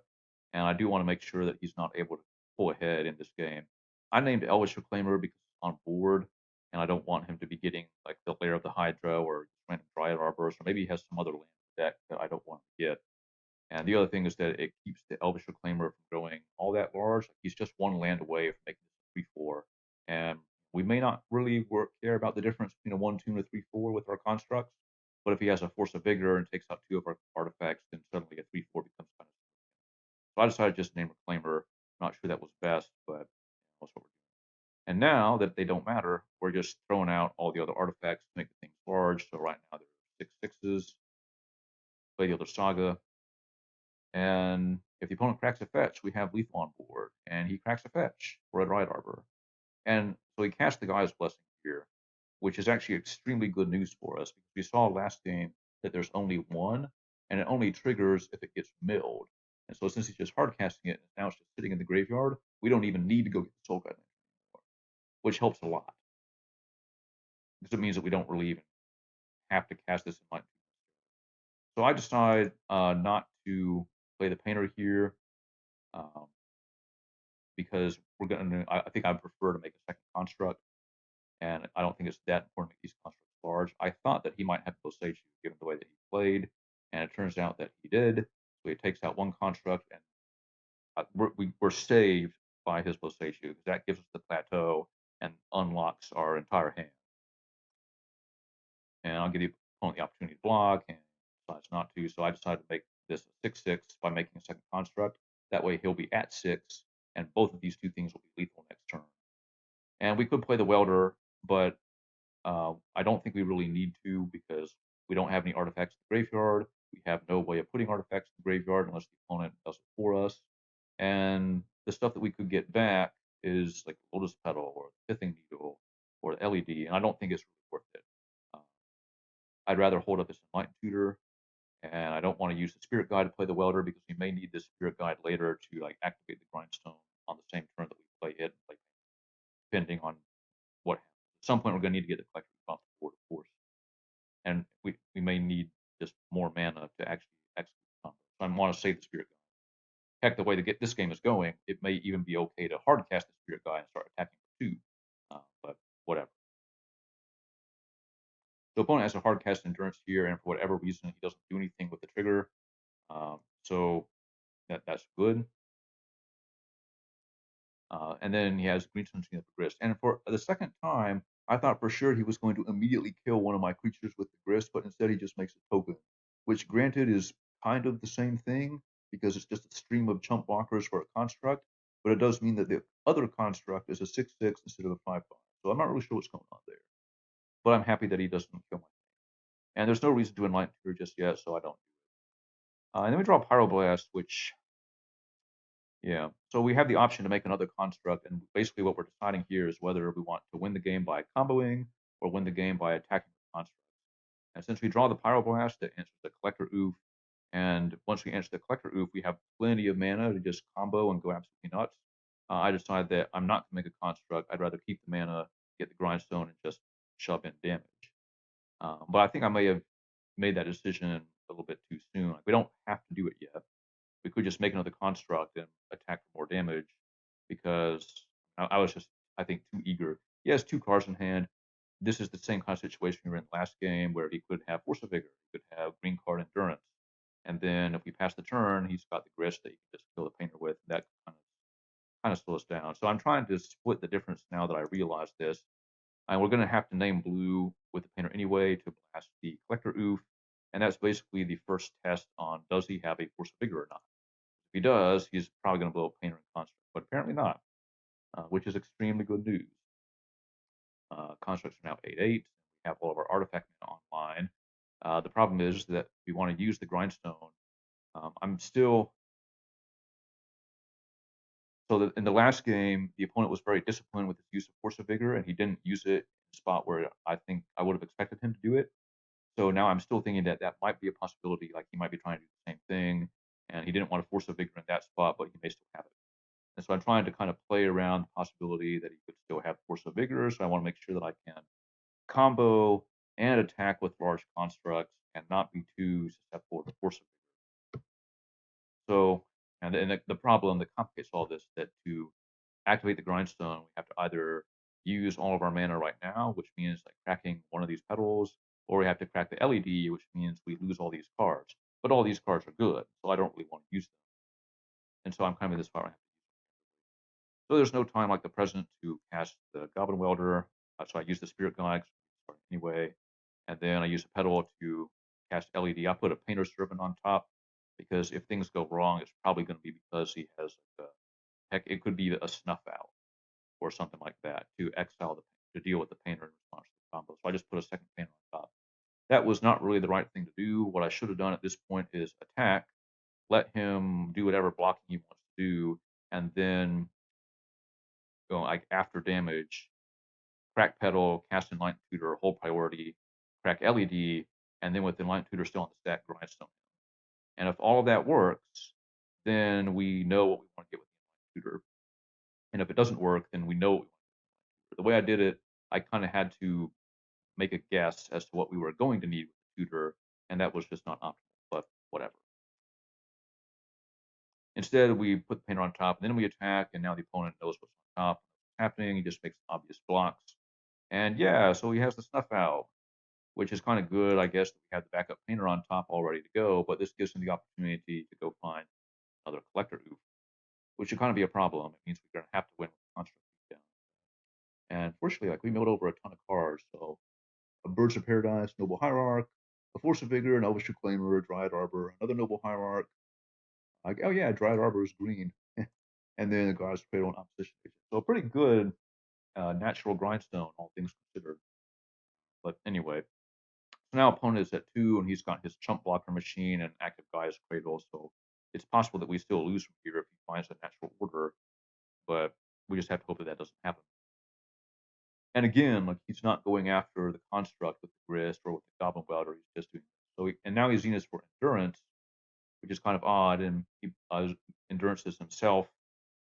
The best thing that that does for him is that it puts the Gaia's Blessing back in the deck where it will be milled with the grindstone. So now we want to find Soul Guide Lantern, and we're just playing on top. So not exactly the best position.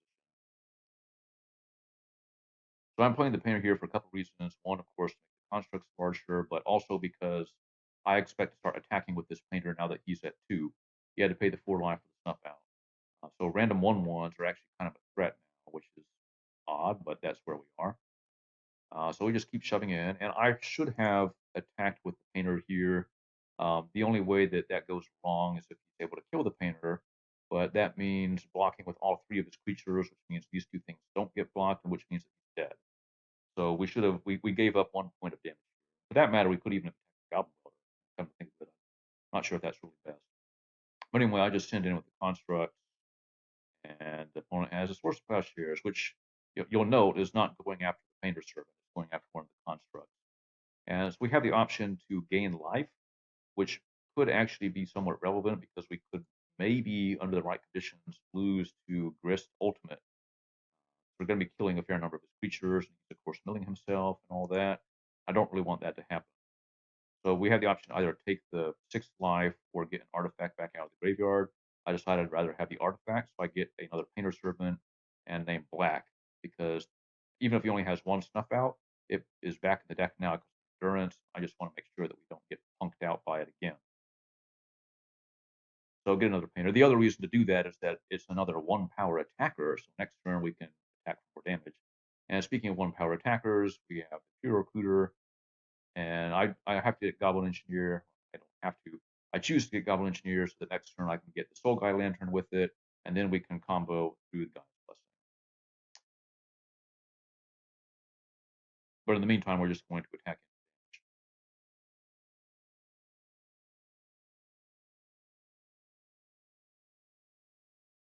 Like I said, we're attacking with all the 1-power creatures now, and not really surprising. Opponent has the Dryad Arbor here, so a bunch of stuff gets blocked. And I get a little bit scared here because I was more scared than I have to be of the Grist Ultimate. And so for that reason, I welled out the painter that would have killed this Dryad Arbor because that keeps the creature out of this graveyard. But I really should have just not cared because we have the Soul Guide Lantern. So if he wants the Grist Ultimate, we just exile the graveyard. So I should have kept the painter on board because, for one thing, it keeps the painter on board, and it also kills the Dryad Arbor. So it's just one more chump blocker that we don't have to deal with next turn. That was a mistake. Um, but on the bright side, we kill 3 of his creatures, so that makes the Guy's Cradle worse.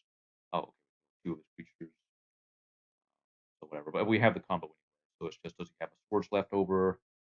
And evidently he does not. And we deal with Guy's Blessing, and that's the game. So we made a few mistakes here. I was kind of rushing things because I suddenly became cognizant that I had like 3 minutes on my clock a while back. And, well, anyway, so Construct Beatdown almost got there. I think probably when we drew that Pyroblast and intended to go for the combo, we probably should have waited and just made another construct first and just get attacking with 3 instead of 2. Like it didn't. We got a little bit lucky that the opponent didn't really draw anything useful, evidently.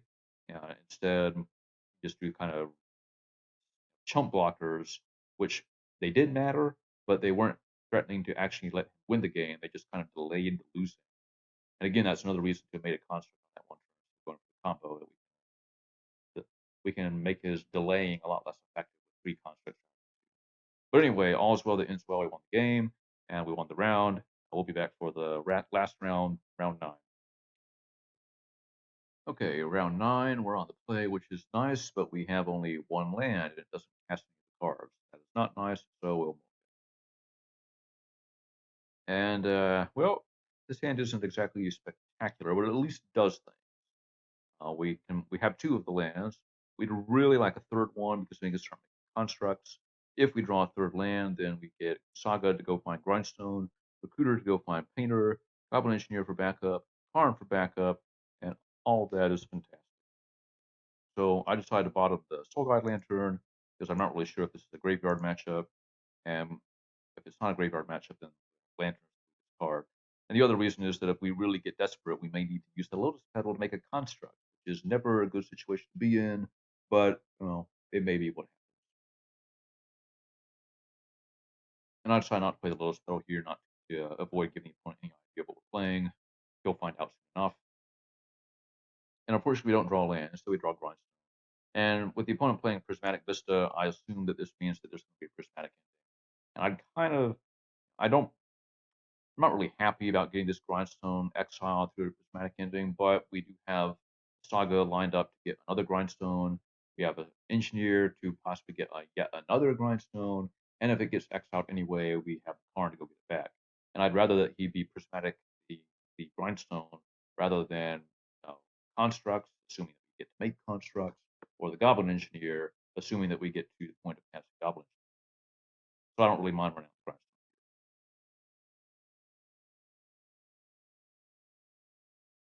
And indeed, he has Prismatic Ending, and we don't really care. But what we do care about is not drawing land there, because now if we want to do a construct, it means we have to give up the Lotus Petal to do it. So I play out the Goblin Engineer, and we have the opportunity to fight over it there. And I didn't do it at the time because I didn't really want to spend the mana on Pyroblast. We may prefer to keep this Lotus Petal around to help us cast the Karn. And if we Pyroblast the Goblin Engineer, or if we Pyroblast the Force of Will to resolve the Goblin Engineer, it's not even guaranteed that that is really all that helpful because he may just cantrip into a Source of Plowshares anyway, and then all of our work is for nothing. And what we would get with Goblin Engineer anyway would be Painter Servant maybe, but we don't have the mana to protect it. We won't have a Pyroblast to protect it because we would have used it on the Force of Will. We could get a Brea's Apprentice, but then we want to swap something, and then Goblin Engineer, in order to swap anything, we have to use the red mana, and we're pinched enough on mana as it is. So I decided just to let the Goblin Engineer go and trust in the Urza Saga to find a Grindstone and the Recruiter to find a Painter, and then maybe Karn counteract whatever interaction the opponent comes up with. And sometimes these prismatic ending decks will play stuff like Counterbalance or whatever, and I'd much rather Pyroblast Counterbalance than Force of Will. But he's got a Stoneforge for Cauldron Complete, which is bad news because our hand is slow and bad against Cauldron Complete. So, hmm, pause. Okay, so a lot of stuff happened there because I clicked the wrong button. Sorry about that. But we had the option to go get a Grindstone with the Urza Saga, and I decided that probably isn't really going to get us anywhere. What we have other ways to get Grindstone. We've got Karn for one thing, so we don't really have to get Grindstone. But the way we win this game, if we win it at all, we're going to have to draw mana. And the only thing we can do to help ourselves with that is to get the Soul Guide Lantern and immediately crack it to draw a card. And I'm okay with doing that because I don't think he's going to be playing even something like Mystic Sanctuary if he's playing a bunch of Static Vistas. It's possible, but I'm willing to bet on it. And if it's not Mystic Sanctuary, maybe it's Snapcaster Mage, but there's just not all that much value, I think, to having Soul Guide Lantern. Probably the best thing that card can ever do for us is draw cards. That's what I decided to do. And we get obscenely lucky to draw not just a land, but a 2-mana land, City of Traders, which is even better because it doesn't deal damage. It's not an ancient. And it's even better than that because it means you can cast the Recruiter, which is great because the Recruiter actually resolves, which I'm surprised about, but I'm happy. And so we have to go get the Painter's Recruiter. So we're actually in a pretty reasonable position now. It's not great because we can't get the Grindstone without either drawing a Plateau or a Red Source or I guess Lotus Petal. And if we draw a land, then it means that we either have to cast the Karn first and then lose the city and put ourselves back down to 2 mana, or we have to just give up the city and give up on casting the Karn. So it's not great, but we're better off than we were before. And yeah, so I decided that we're just going to take a few hits from the Cauldron here. There's not really that much point in chumping with the Recruiter because it only saves us 1 damage. Trample. And then we draw, hooray, the fetch land. So now we start drawing the lands.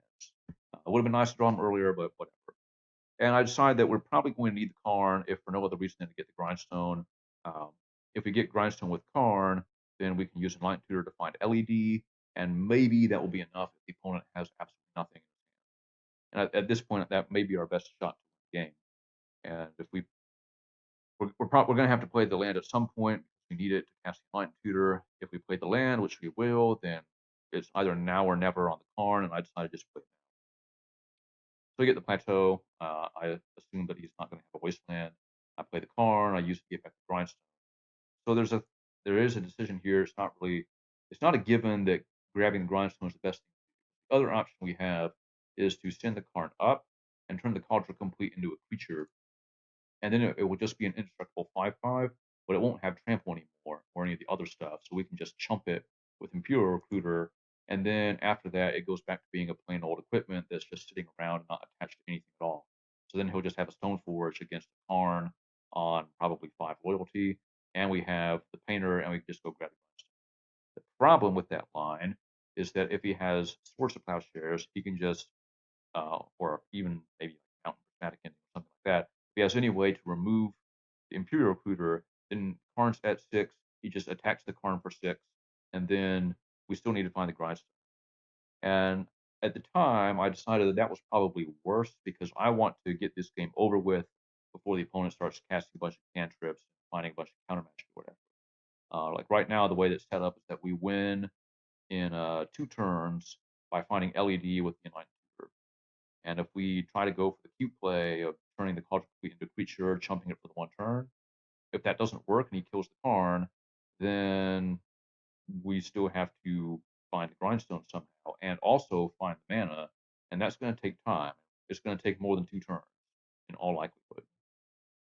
And so I decided that we're just going to take a little chance here and just get the Grindstone immediately. What's probably going to happen is that he's going to send both the creatures at the Karn. Okay, fine. That basically gives us an extra turn of reprieve from combat damage. That may be helpful in its own way. But I don't know if that was actually correct. And the reason why I say it might not be correct is that if we go for making this into a creature and he sources the recruiter and we lose the Karn, okay, fine, we lose the Karn, but he's still going to end up with just a 1/2 Stoneforge Mystic, and we've got Painter and Enlightened Tutor, both of which we can cast. And maybe, it may not be all that hard to win the game from that point, but we just have to draw well, which is the thing. We haven't. I don't really like trusting the deck to draw well because it's not always that way. Anyway, well, okay, I'll amend that. I don't trust the deck to produce mana all that well off the top if we need the mana. That's what we are most pinched on here is mana. So I decided to kind of go for the all or nothing play of get the grindstone, set up to get LED and combo off the turn. Hope that he has nothing. Like I said, not sure if that's correct, but and then yeah, as we expect, it goes for that. And then we draw grindstone, which is kind of nice. I guess we don't care about the possibility of prismatic ending so much. So I just run it out there. Got another Stoneforge, goes for Batter Skull, and I was committed to this round before, so we go get the LED, put it on top, and hope he doesn't have a Force of Will. We were lucky that the opponent tapped out, so he doesn't have Source of Plowshares for the Painter's Servant. So I was actually thinking we might actually win this game, which would be amazing, but he's got the Force of Will, so we're basically dead. In fact, we're literally dead. We're dead next turn. He's got 7 points of power. So unfortunate. I guess the way it worked out is that if we had turned the Cauldron into a creature, we would have had to deal with the Batter Skull instead, and I'm not sure that would have been all that much better, especially since we weren't drawing mana anyway. Well, okay, I guess uh, it's not even a given that he doesn't have the Source of Plowshares, so it may not have worked anyway. But if we turn Cauldron into a creature, then we jump with Recruiter, that part's all the same. Then, assuming that he just does the same play of Stoneforge for Batter Skull, then on the following turn we use the card to get the Grindstone. Then maybe it all still works out kind of the same. So maybe it would have worked out better, but oh well. All right, so for sideboarding,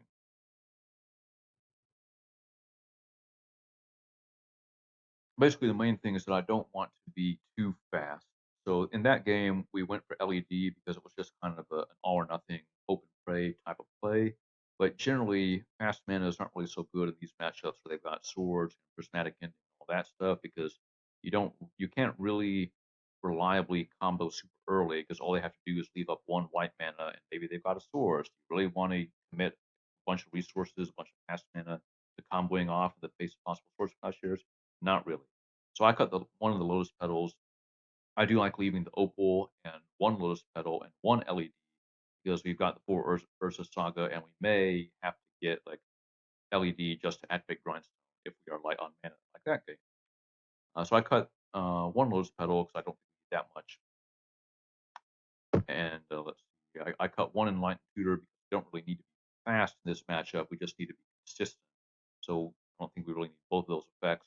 I also cut the Soul Guide Lantern because it's not a graveyard matchup really. The only thing it's going to do is mess with the Snapcaster. I brought in the 2 Lightning Bolts because we just need to kill Stoneforge on sight. That's our best way of dealing with Culture Complete is to kill Stoneforge. And I brought in a Surgical. Basically, I swap out the Lantern, bring in a Surgical. You know, I like bringing in Surgical against these kinds of decks because I use it to clear out a Source of Plowshares or even Prismatic Ending, although it's better to get Source of Plowshares, or just a Force of Will. There's a lot of what these games kind of turn up into being is that you want to resolve some key spell, which could be a Painter. More often, it's a Karn. Could even be well, it's not in this case, but the versions that run a bunch of duels, you might bring in Blood Moon. And if you want a surgical force of will, well, that gives you a lot of information and it gets the force of wills out of their hand. And if they want to fight over surgical, well, that's wonderful. That means they're not fighting over painter's. We also, it's possible he's going to have a Snapcaster Mage, Soul Guide Lantern. I don't know. They both of these cards have their strengths against Snapcaster, but I think I'd rather have the surgical because the opponent is not going to know about it. But I think most importantly, surgical gives you information about their hand and their deck, whereas Soul Guide Lantern just kind of sits there and does basically nothing. Let's see. Oh, the other reason to bring in some of our surgicals is that these decks tend to play a lot of things like Prismatic Ending, Meltdown, and maybe Lightning Bolt, maybe not. But the main thing, the most troublesome card is Force of Plowshares because they only have to leave up 1 mana and it's an instant. So if you can get them to Swords, maybe in like the first Painter's Servant. Now Swords is in the graveyard, you can search quit at some point, and then you get all the information, of course. But now you've taken away most important of their piece of interaction. A lot of the times they'll be left with just sorcery speed interaction. That means that if you combo on your own turn, you're basically safe. So I think I like bringing surgical, sometimes even two in this matchup. I'm not doing two here because this is more of a Stoneforge build, and obviously like surgical's not really that good against the Stoneforge part of the deck. If this are more like a Planeswalker based control or maybe a Monastery Mentor type deck, I might even bring in two surgicals. But I don't think we need to do that. It's just more important to bring in both. And most of these cards are good though, so there's not, I think, all that many other cuts we can make. I'd kind of like to bring in the Abrade. I'd kind of like to bring in the Red Blast. We could even make an argument for Portable Hold to exile the Germ tokens that we've seen. But I think we need all the Goblins. I think we need the Karns. I think we want the Recruiters, two 3-drop value creatures. Even Either Sworn Canonist is pretty good because it makes it difficult for them, possible for them to have interaction spell with Force of Will backup. It's got to be one or the other. So we're just making a few light switches here. The one tutor, the lantern, one petal for the first bolts. I think that's fine. So anyway, game two coming up. All right, on the play for game two. Here's the first set of cards. And on the one hand, this hand combos out on turn 4. Well, on turn 3 rather. So we had turn 1 Grindstone, turn 2 Engineer, turn 3 play Ancient Tomb, Grindstone, whole priority, get mana back, all that. Or we can wait an additional turn, do on turn 4 with Blast backup. But the problem with that is that it runs into a lot of things. If he's got Prismatic for the Grindstone, then what do we even get with the Goblin Engineer? And then we have to give up a land to get the thing back, whatever it is. If he's got Swords for the Goblin Engineer, then this hand does a whole lot of nothing.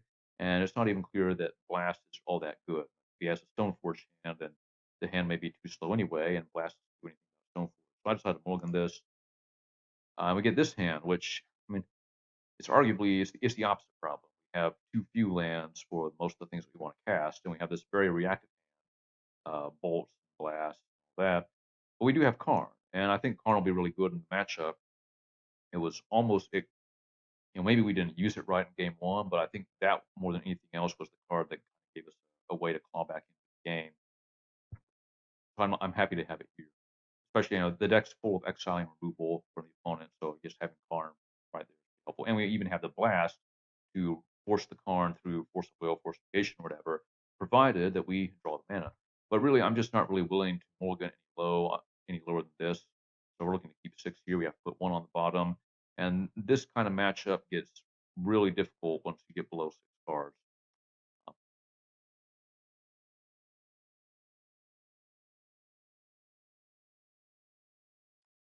So anyway, I decided to bottom one of the bolts here. I think it's more important to have the blast than the bolts. I mean, we are kind of taking some risk here. Like if he's got a Stoneforge Force of Will, we might want to have the second bolt.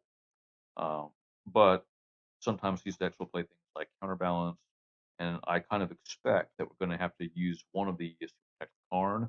So I want to have another one for some other purpose, whatever that turns out to be. So I bottom one of the bolts. And we're just going to play draw go for a while because that's all that this hand really does. And we just have to wait to draw land. The opponent seems to be content also to play draw go, which is me. So we draw a redundant Karn, which could be nice. Means we have a little bit more freedom to use these blasts on other things. But it doesn't matter because the opponent doesn't play anything that we can blast. Actually, we draw another blast.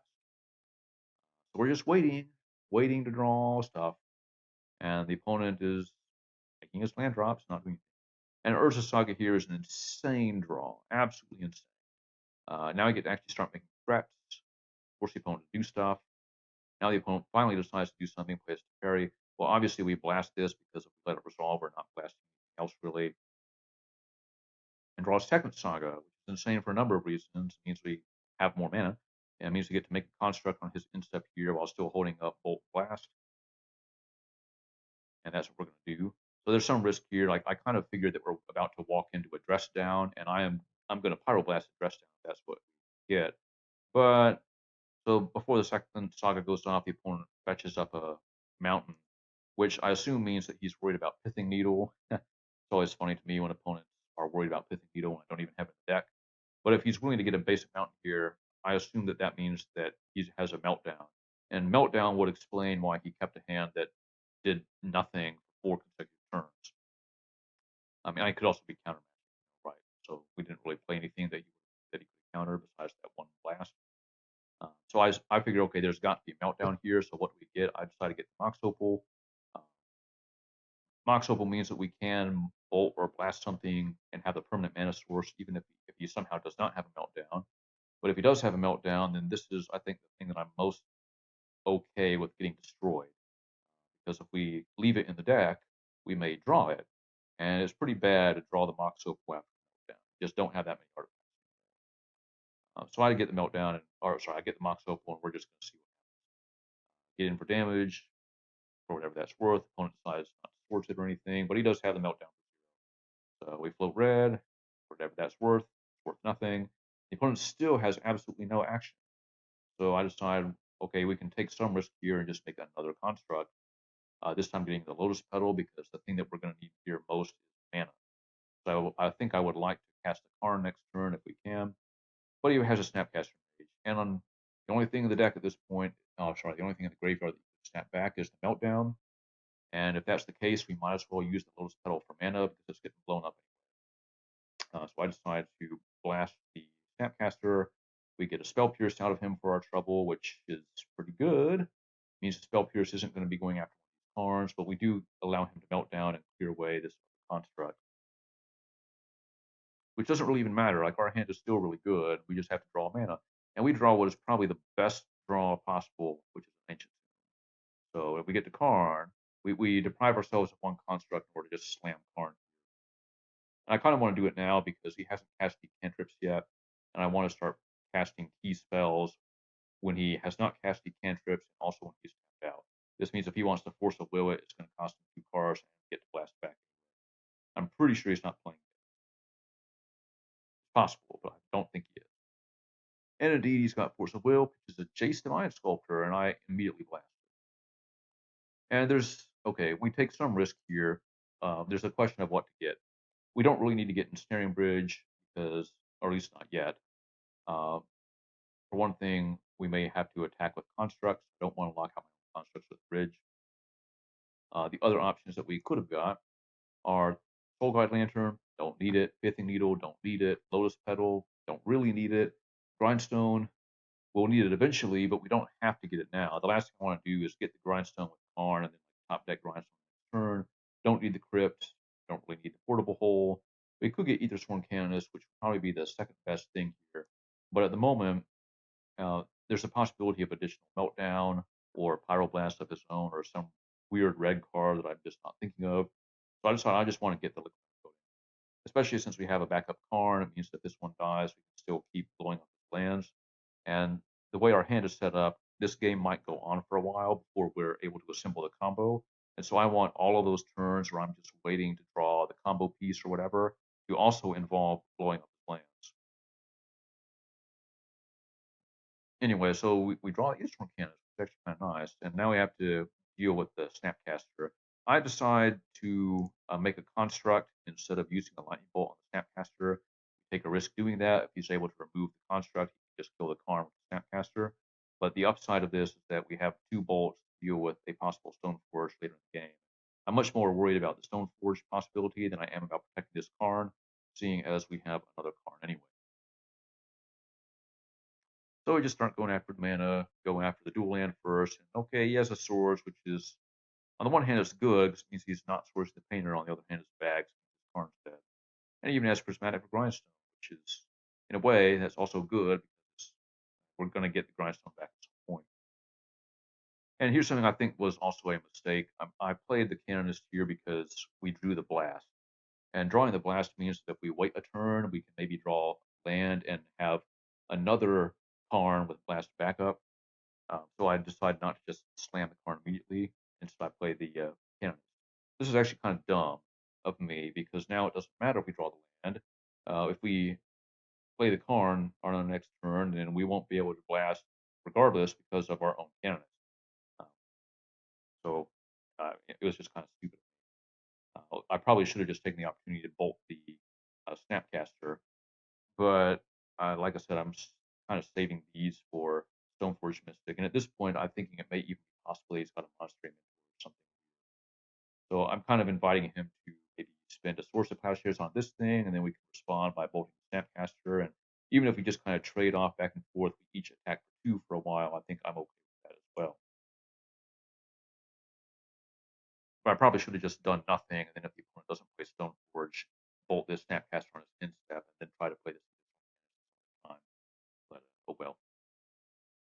And that's eventually what happened. So we did anything, I just bolt the Snapcaster when he can't cast his spells, and now we're going to get in. And so this is the point where in the real matchup I realized my mistake of playing the Canonist. So I think, well, he's got 3 cards in hand. At least he can't hard cast a Force of Will or anything at this point. I'm just going to run out the card and see if it's good. And we actually got really lucky here because the opponent decides he wants to dig. So he gets rid of my own Canonist, casts the Brainstorm. I decided to let the Brainstorm resolve and counter the Force of Will effect, and he doesn't have it, so we just start blowing up. And here's the Stoneforge. Gets called a complete no surprise. But we're actually pretty well set up here because we can bolt the thing with Blast Backup. We don't even need the Blast Backup. It has 2 cards. We know one of them is Cauldra. So we're just going to take out this Stoneforge and take out a land.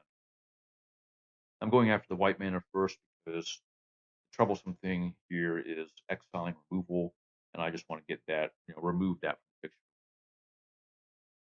Okay, anyway, so I drew the Goblin Crater Maker. I decided to use that to kill the Stoneforge because, uh, well, I'm not actually sure why, but I guess the Bolt is better than monster for somewhere on the line, but I probably would be better served by just playing the Crater Maker and using the Bolt. That way we could still have the Goblin on board to attack for 2 at some point. Oh well.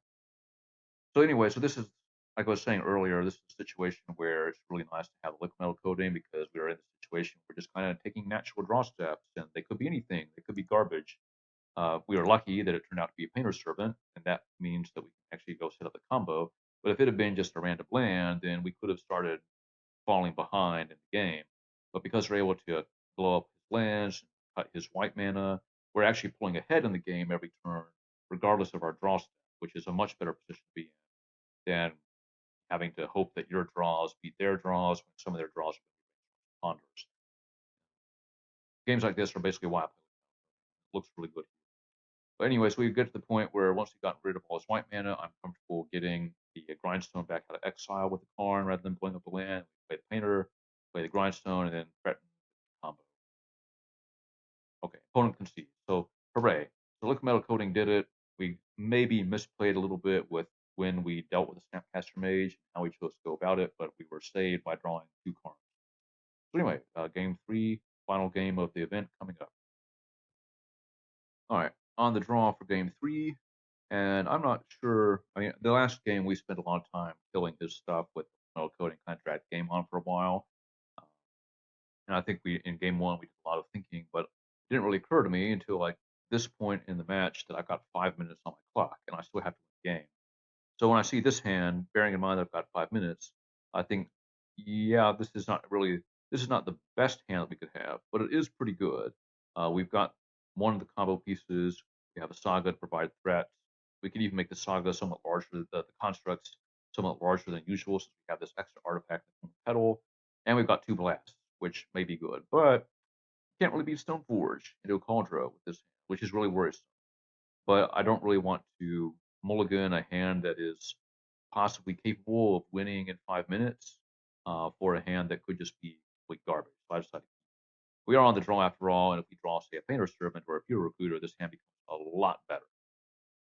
Painter's Servant in particular, because it turns on these Pyroblasts, means we can deal with the Cauldra. And yeah, sure, we draw Painter's Servant. Why not? So here I decided to run out the Grindstone, which it looks bad because we know about Prismatic Ending, but the thinking here is that if he wants to take his turn to Prismatic this away, it means that he's not casting Stoneforge Mystic. And then on our next turn, we can play Petal versus Saga Painter, and then we can have Painter Blast held up to just counter the Stoneforge Mystic stack, if that's what his hand is. And giving up the Grindstone isn't that bad because we have an Urza Saga to just go get another one, and we have 2 blasts to counter his stuff or defend our own Painter's Servant. I'm feeling actually pretty good about this. Probably this was the best draw we could possibly have had.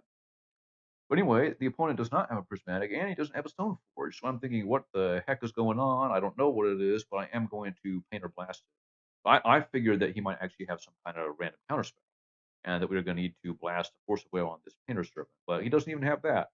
So I have no idea what's going on. I have a hard time envisioning what kind of hand he would have kept to win the game here. And then he plays the mountain. Okay, well, this is probably a meltdown, but whatever. We've got the painter blast. If it's good, it's good. If not, well, we play on. So it's back to basics. Like, well, we've got two non-basic lands. I guess we're going to blast it back to basics. So I do, and the opponent concedes. I don't really know why. I'm not sure why you would keep a 7-card hand like he did. Well, he did keep 7, I think.